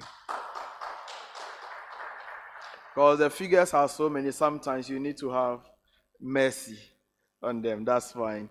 Now to you, KNUST. Cash theft recorded the highest value at risk in 2024 in the SDI sector. What was the value at risk for cash theft in 2023, 2024, and the percentage difference? Cash theft recorded the highest value at risk in 2024 in the SDI sector. What was the value at risk for cash theft in 2023, 2024, and the percentage difference? Okay, so in 2023 it was 1.9 million Ghana cedis. In 2024 it decreased to 1.6 million Ghana cedis. The percentage change is 15.78% or 16%. That is correct. And now to you, Christian Service University. Credit fraud in the SDI sector saw a substantial rise in 2024. What was the value at risk for credit fraud in 2023, 2024, and the percentage difference?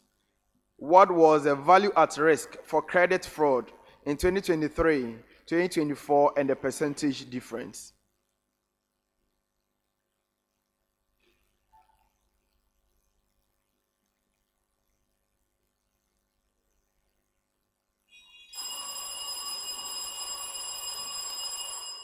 Bonus is available now.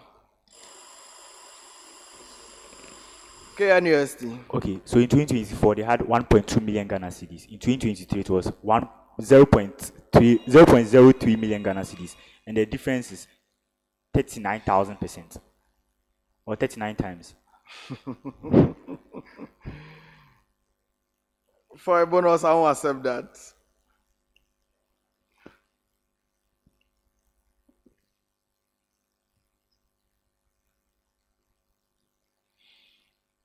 Okay, if nobody's ringing again, then that's fine.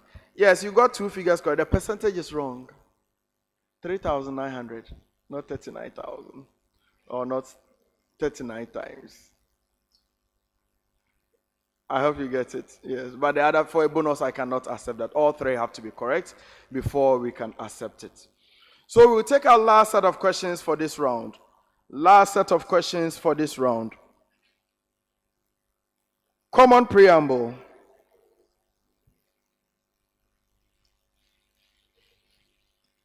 About 3,500 students from the Yah Santua Girls Senior High School have benefited from a digital financial training program meant to empower them with relevant skills for improved livelihoods.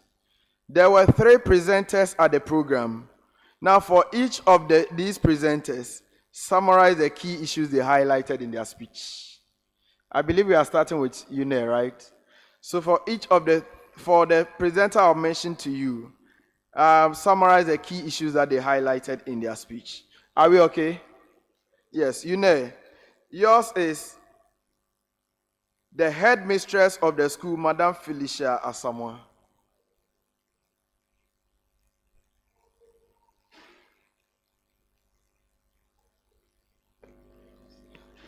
Okay. Okay. So, Madam Felicia said that it is high time that the students, which the ladies, should utilize or make sure that they venture into the digital platform where we use for trading and other things. So she said that they should focus on technology as well as they are studying or they are um, so that at the end of the day, it is going to help them in their business and She said all of financial. that. Yes. I'll give you 1 out of 3. KNUST. Yours is the head of academics at the school, Mr. Samuel Abosi. The head of academics at the school, Samuel Abosi. Okay, so you said that there are misconceptions in relation to forex trading, and then there's a need to that deters people from harnessing the potential benefit, hence the need for the education in order to provide much needed clarity and also debunk the myth, and also the training will help them navigate future financial capital opportunities in the capital market. That is correct. And to you, Christian Service University, the Madam Gifty Anosika Asantua, the CEO of Women in Forex Ghana and the head of the training project.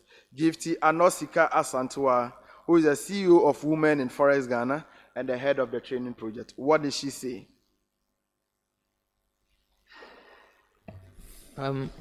She talked about learning digitalization and marketing together, and she was encouraging the girls' child that they can do more in their digital marketing process.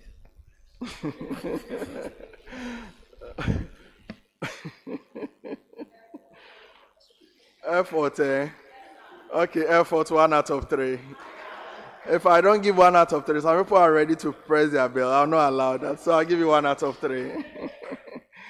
So, ladies and gentlemen, that is the end of round 4. That is the end of round 4. We wait for the scores and then we determine, or we go on to the round 5 and then the final round. Remember that this is still the zonal final middle zone. It's a competition or a contest between 3 institutions, 2 from Kumasi, 1 from the Bono region. Christian Service University, we have the University of Energy and Natural Resources, and we also have the Kwame Nkrumah University of Science and Technology. Who wins this one? Remember that all 3 schools have qualified to represent the zone at the national event. Our sponsors are MTN Ghana, PwC, Gold Ghana, Piva Beverages, Glyco Life, Compu Ghana, and GCB Bank. Ladies and gentlemen, the scores for round 4.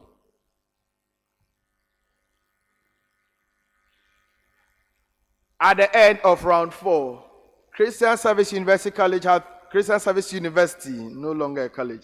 Christian Service University had 3 points. University of Energy and Natural Resources had 10 points. And KNUST had 20 points. We are going into round 5, the true or false segment. We'll do this very quickly. This round, I'm going to read out some statement to you. Your duty is to tell me if the statement is true or false. If it is true, you have 2 points. Or if you get the answer correct, you have 2 points. If you get it wrong, you suffer a penalty of -1. You can decide not to answer, in which case the other remaining schools can ring for an opportunity to answer under the same conditions. Please, are we ready? Each of you will attempt 6 major questions. We begin this round from the Christian Service University. Christian Service. External confirmation, that is in auditing. External confirmations provide stronger audit evidence for existence than for valuation or rights and obligations. External confirmations provide stronger audit evidence for existence than for valuation or rights and obligations.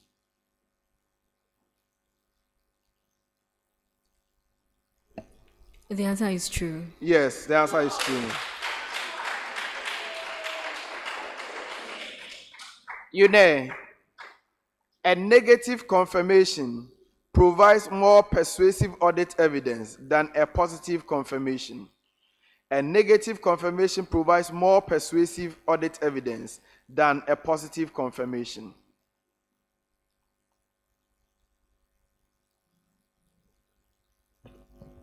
It is true. No, it is not true. KNUST. External confirmations are primarily used to verify the existence of tangible assets, such as inventory and equipment. External confirmations are primarily used to verify the existence of tangible assets, such as inventory and equipment. False. Yes, it's false. Christian Service University.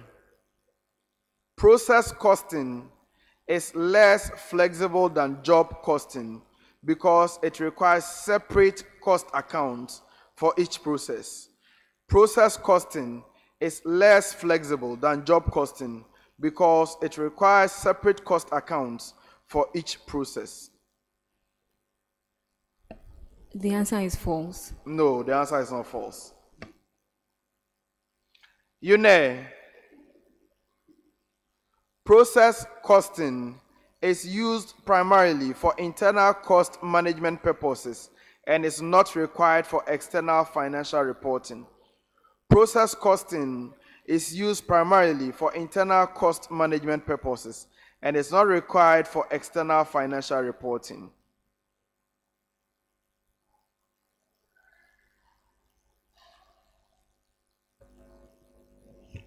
It is true. No, it is not true. KNUST. In process costing, it is not possible to compute the cost per unit until the end of the entire production process.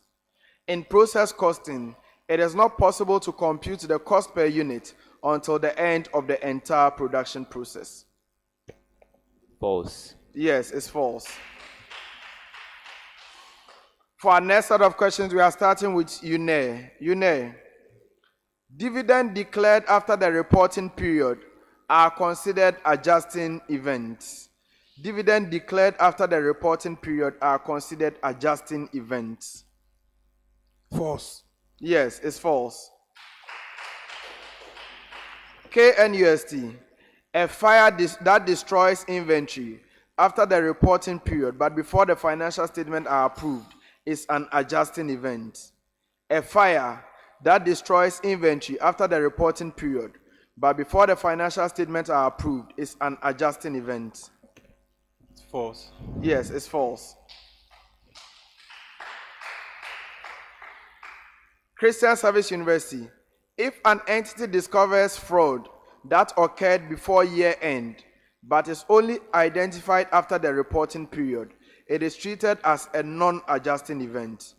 If an entity discovers fraud that occurred before year end but is only identified after the reporting period, it is treated as a non-adjusting event.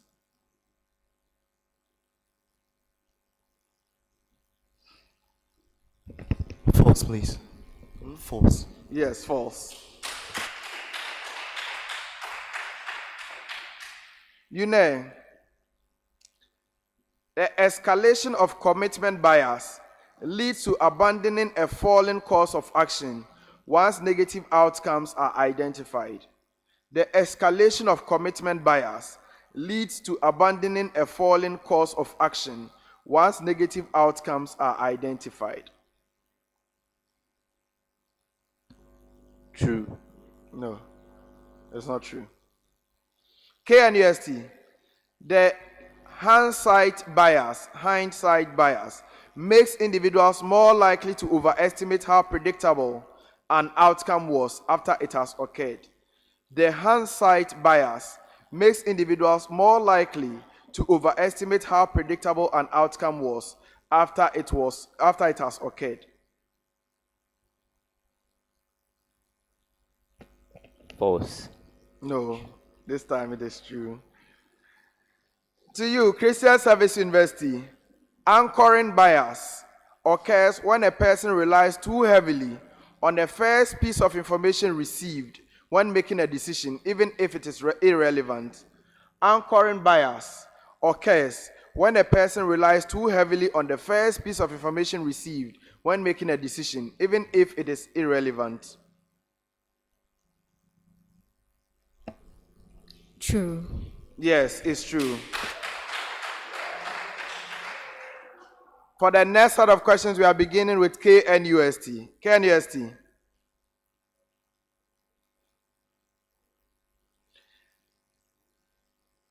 All right. Dynamic pricing is commonly used in industries with perishable inventory and fluctuating demand. Dynamic pricing in marketing is commonly used in industries with perishable inventory and fluctuating demand. It's true. Yes, it's true.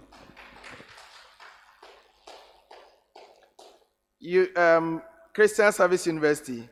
Bundle pricing typically reduces the perceived value of individual products when they are sold together. Bundle pricing typically reduces the perceived value of individual products when they are sold together.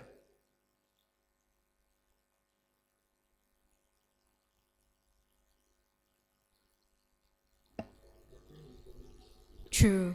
No.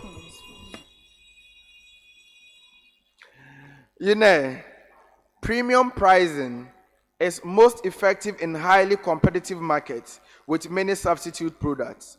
Premium pricing is most effective in highly competitive markets with many substitute products.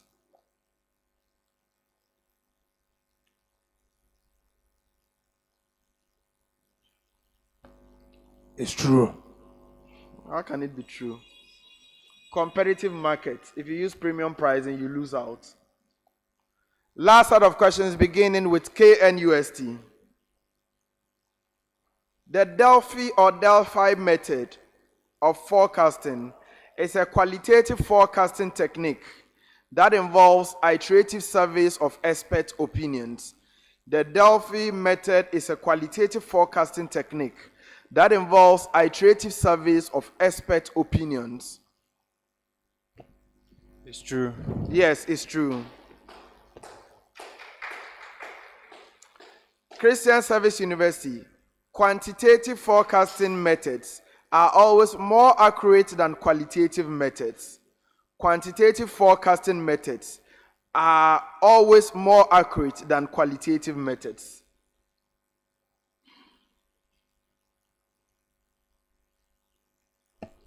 True. No. Always? No. It is not always the case. Because quantitative can even be wrong. So it's not always the case.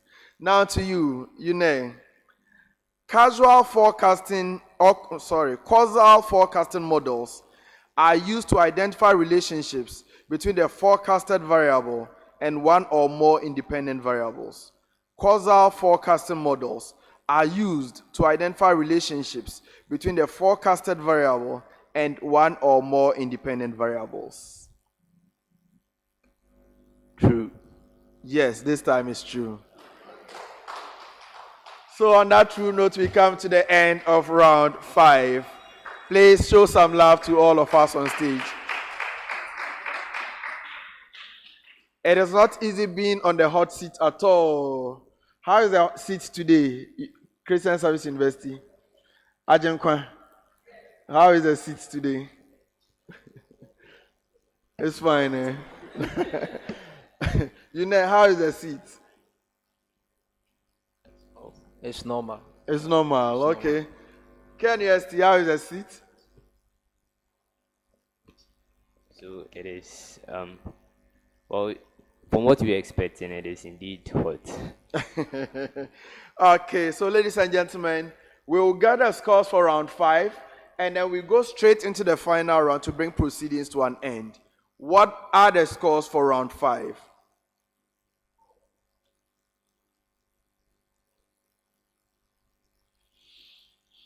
So whilst we wait for the scores, remember that this is the last contest for the middle zone. From here, we move straight to the southwest zone. Southwest zone. Currently, the only zone with 2 previous winners of the Tertiary Business Science Challenge. It's always very hot in that zone, like all other zones. It promises to be interesting. So, ladies and gentlemen, at the end of round 5,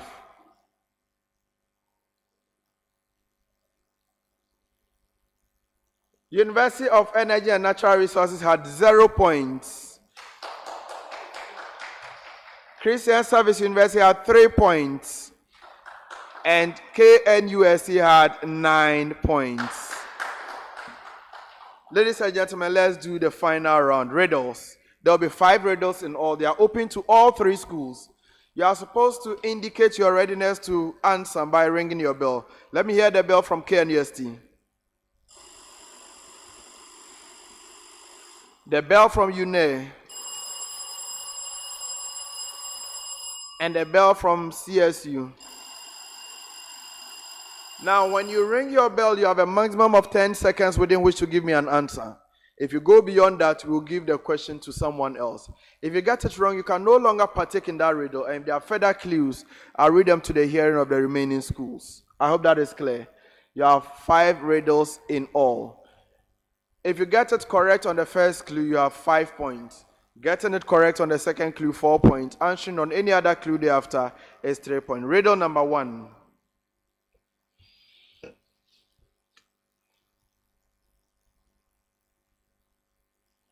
You are too aggressive. Relax.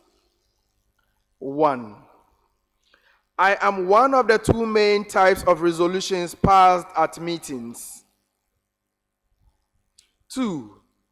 I am typically passed at general meetings of the company, either by a show of hands, a poll, or a written resolution. 3. I am used for most routine matters.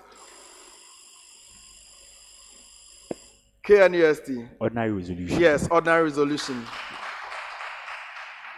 They answered on the third clue, that is 3 points. 3 points. Riddle number 2. I am a form of fraud used in retail sales, but also employed in other contexts. I am often considered unethical and in many cases illegal under consumer protection laws. My intention is to encourage purchases of substituted goods, making consumers satisfied with the available stock offered as an alternative to a disappointment or inconvenience of acquiring no goods at all. KNUST. Bait and switch. Bait and switch is correct. Bait and switch is correct. They answered on the third clue, that is 3 points. Riddle number 3. I was an American management consultant, social worker, philosopher, and pioneer in the fields of organizational theory and organizational behavior. I was one of the first theorists to actively write about and explore the role people had in ineffective management and discuss the importance of learning to deal with and promote positive human relations as a fundamental aspect of the industrial sector. You know, Mayo, Elton Mayo. that is not correct. So you can no longer partake in this riddle. I continue. I define management as the art of getting things done through people. Along with Lillian Gilbert, I was one of the 2 great women management experts in the Christian Service University. Henry Fire. Oh, no. KNUST. Mary Parker Follett. Yes, that is correct. Mary Parker Follett is correct, and that is the answer on the 4th clue. That is 3 points. Riddle number 4. I am a committee created by the Public Financial Management Regulations of Ghana. I am established as a subcommittee of the Economic Policy Coordinating Committee. I comprise of at least 11 members and chaired by the Deputy Minister of Finance. I was established for the purposes of implementing Regulation 8, that is Fiscal Risk Management of the PFM regulations. 5. I'm responsible for reviewing the fiscal risk statements and other reports pertaining to fiscal risk management, exchanging information and making recommendations pertaining to fiscal development in relation to fiscal risk, etc. Who am I?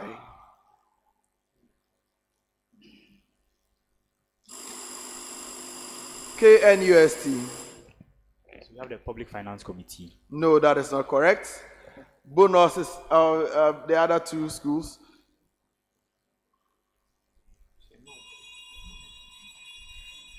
It is so simple to get. It's a Fiscal Risk Committee. Fiscal Risk Committee. Let's take our last riddle for this contest, which will happen to be our last question.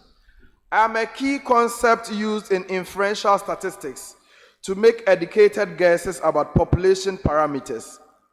On average, I hit the true population parameter.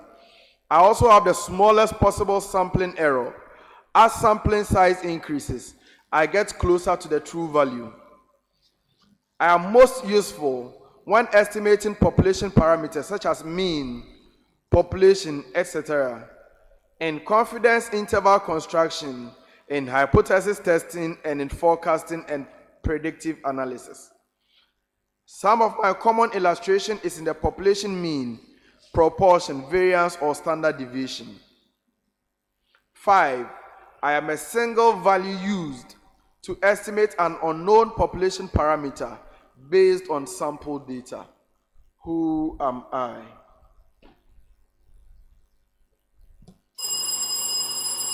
You know. Critical value. No, it is not critical value. CSU and KNUST, what do you have to say? You've been bailed out. It is known as the point estimate. The point estimate. There's interval estimate and point estimate. Ladies and gentlemen, on this note, we come to the end of the contest.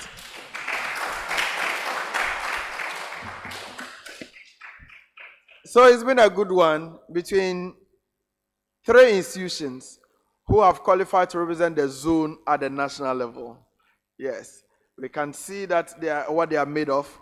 They are all very prepared and poised, and they all have what it takes to succeed at the national level. Their scores for round 6. Both UNAIR and Christian Service University had no points, but KNUST had 9 points. Please show some love.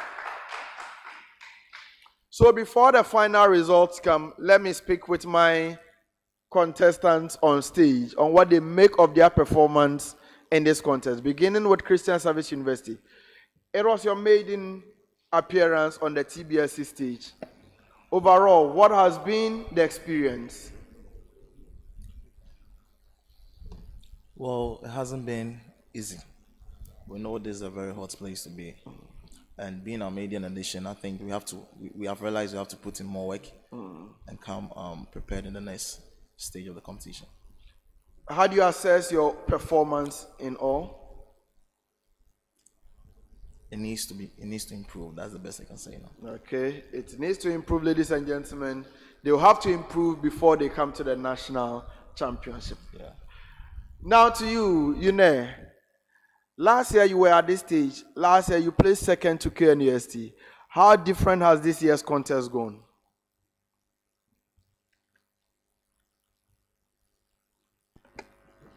Well, this year's contest hasn't been much different, but we believe that the next contest ahead will be able to do better with the technical errors identified. Okay, so how will you assess your performance at the zonal competition overall? It is okay for us for now. All right. Now let's go to KNUST. KNUST, you've been zonal champions for 3 seasons in a row. How was this contest for you, and how does it compare to the previous ones? So when coming to this contest, we are hoping to retain a title, and based on and although our performance in this contest was satisfactory, it wasn't what we were expecting because we made some few hiccups along the way. So we are looking to actually work on those hiccups and come back stronger in the nationals. All right. So no matter the final scores, you've qualified to the national event. What should we expect from you at the national level? Nothing but the best. Nothing but the best, ladies and gentlemen. We are expecting nothing but the best from all three schools at the national level. They are the final scores.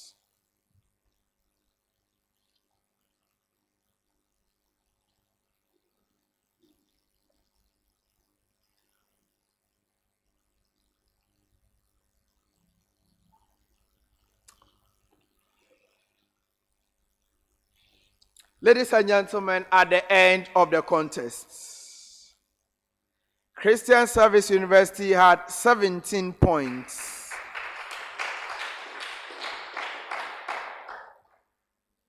We have University of Energy and Natural Resources had 31 points. And the Kwame Nkrumah University of Science and Technology had 86 points. Ladies and gentlemen, by this result, and by the powers in me vested as a quiz master of the Tertiary Business Science Challenge, I hereby declare that still, the champion for the middle zone is the Kwame Nkrumah University of Science and Technology.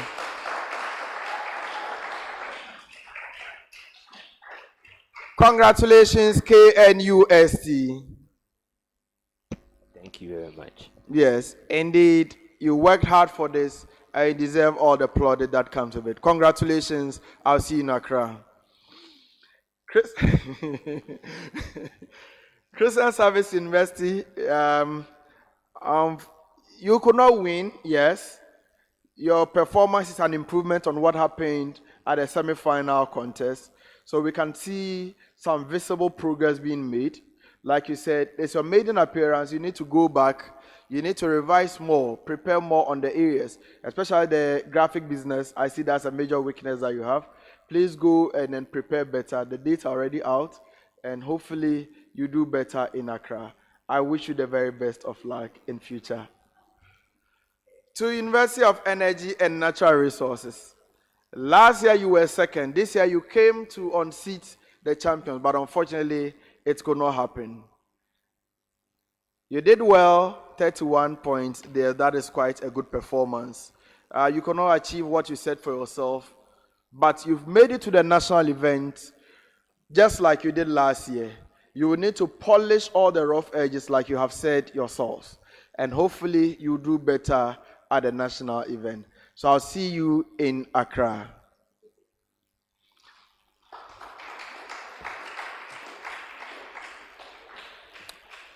Ladies and gentlemen, the contest has come to an end. What is interesting to note here is that we started the zonal championship in 2022. In the 2022 final, it was a contest between KNUST and the Akenten Apiaminka University of Skills Training and Entrepreneurial Development. KNUST won that final by a gap of about 31 points.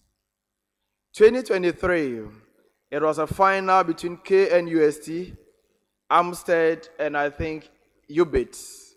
KNUST won that contest by a gap of about 56 points.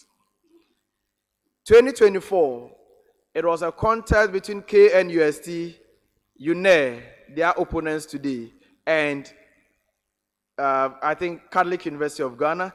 KNUST won that contest by 31 points, similar to what they did to Amstead in the 2022 final. Today's final, KNUST met UNE again, and the difference is about 55 points, similar to what they did to Amstead. KNUST is a force to reckon with in this zone. They have done well. They deserve all the plaudits. I'll see you in Accra once again.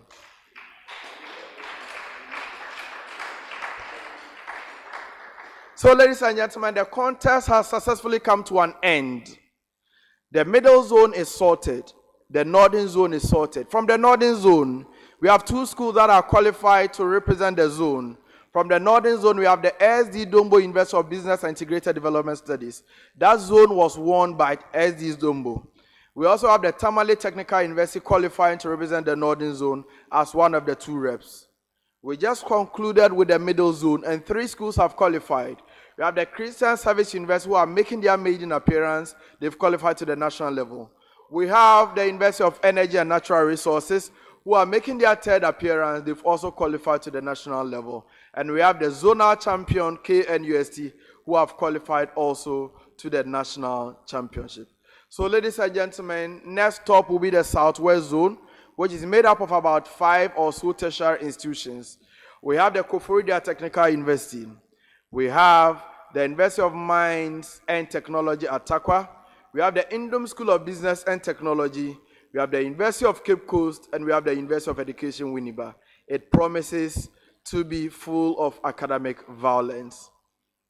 So until we meet next time for the Southwest Zone, special appreciation to my backroom staff and to all studio audience and those of you who watched us from far and near. It's been a good experience in this middle zone. We'll go to the Southwest Zone and you'll see more of us. Thank you so much for being part of this. My name once again is Al Hassan Yusuf Traore, and I love academic violence. I'll see you next time. Bye-bye for now.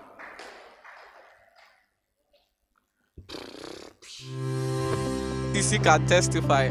I love them too. UCC can testify that today they saw maybe a higher UEW.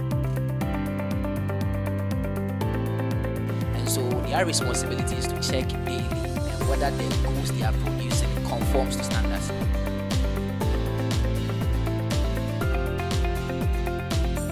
Radio frequency identification.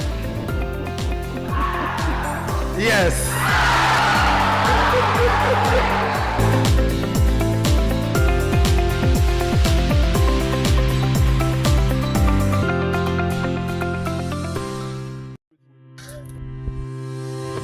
UCC can testify. I love them too. UCC can testify that today they saw maybe a higher UEW. And so their responsibility is to check daily whether the goods they are producing conforms to standards.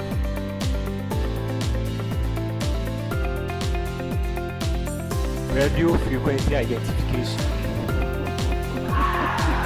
Yes.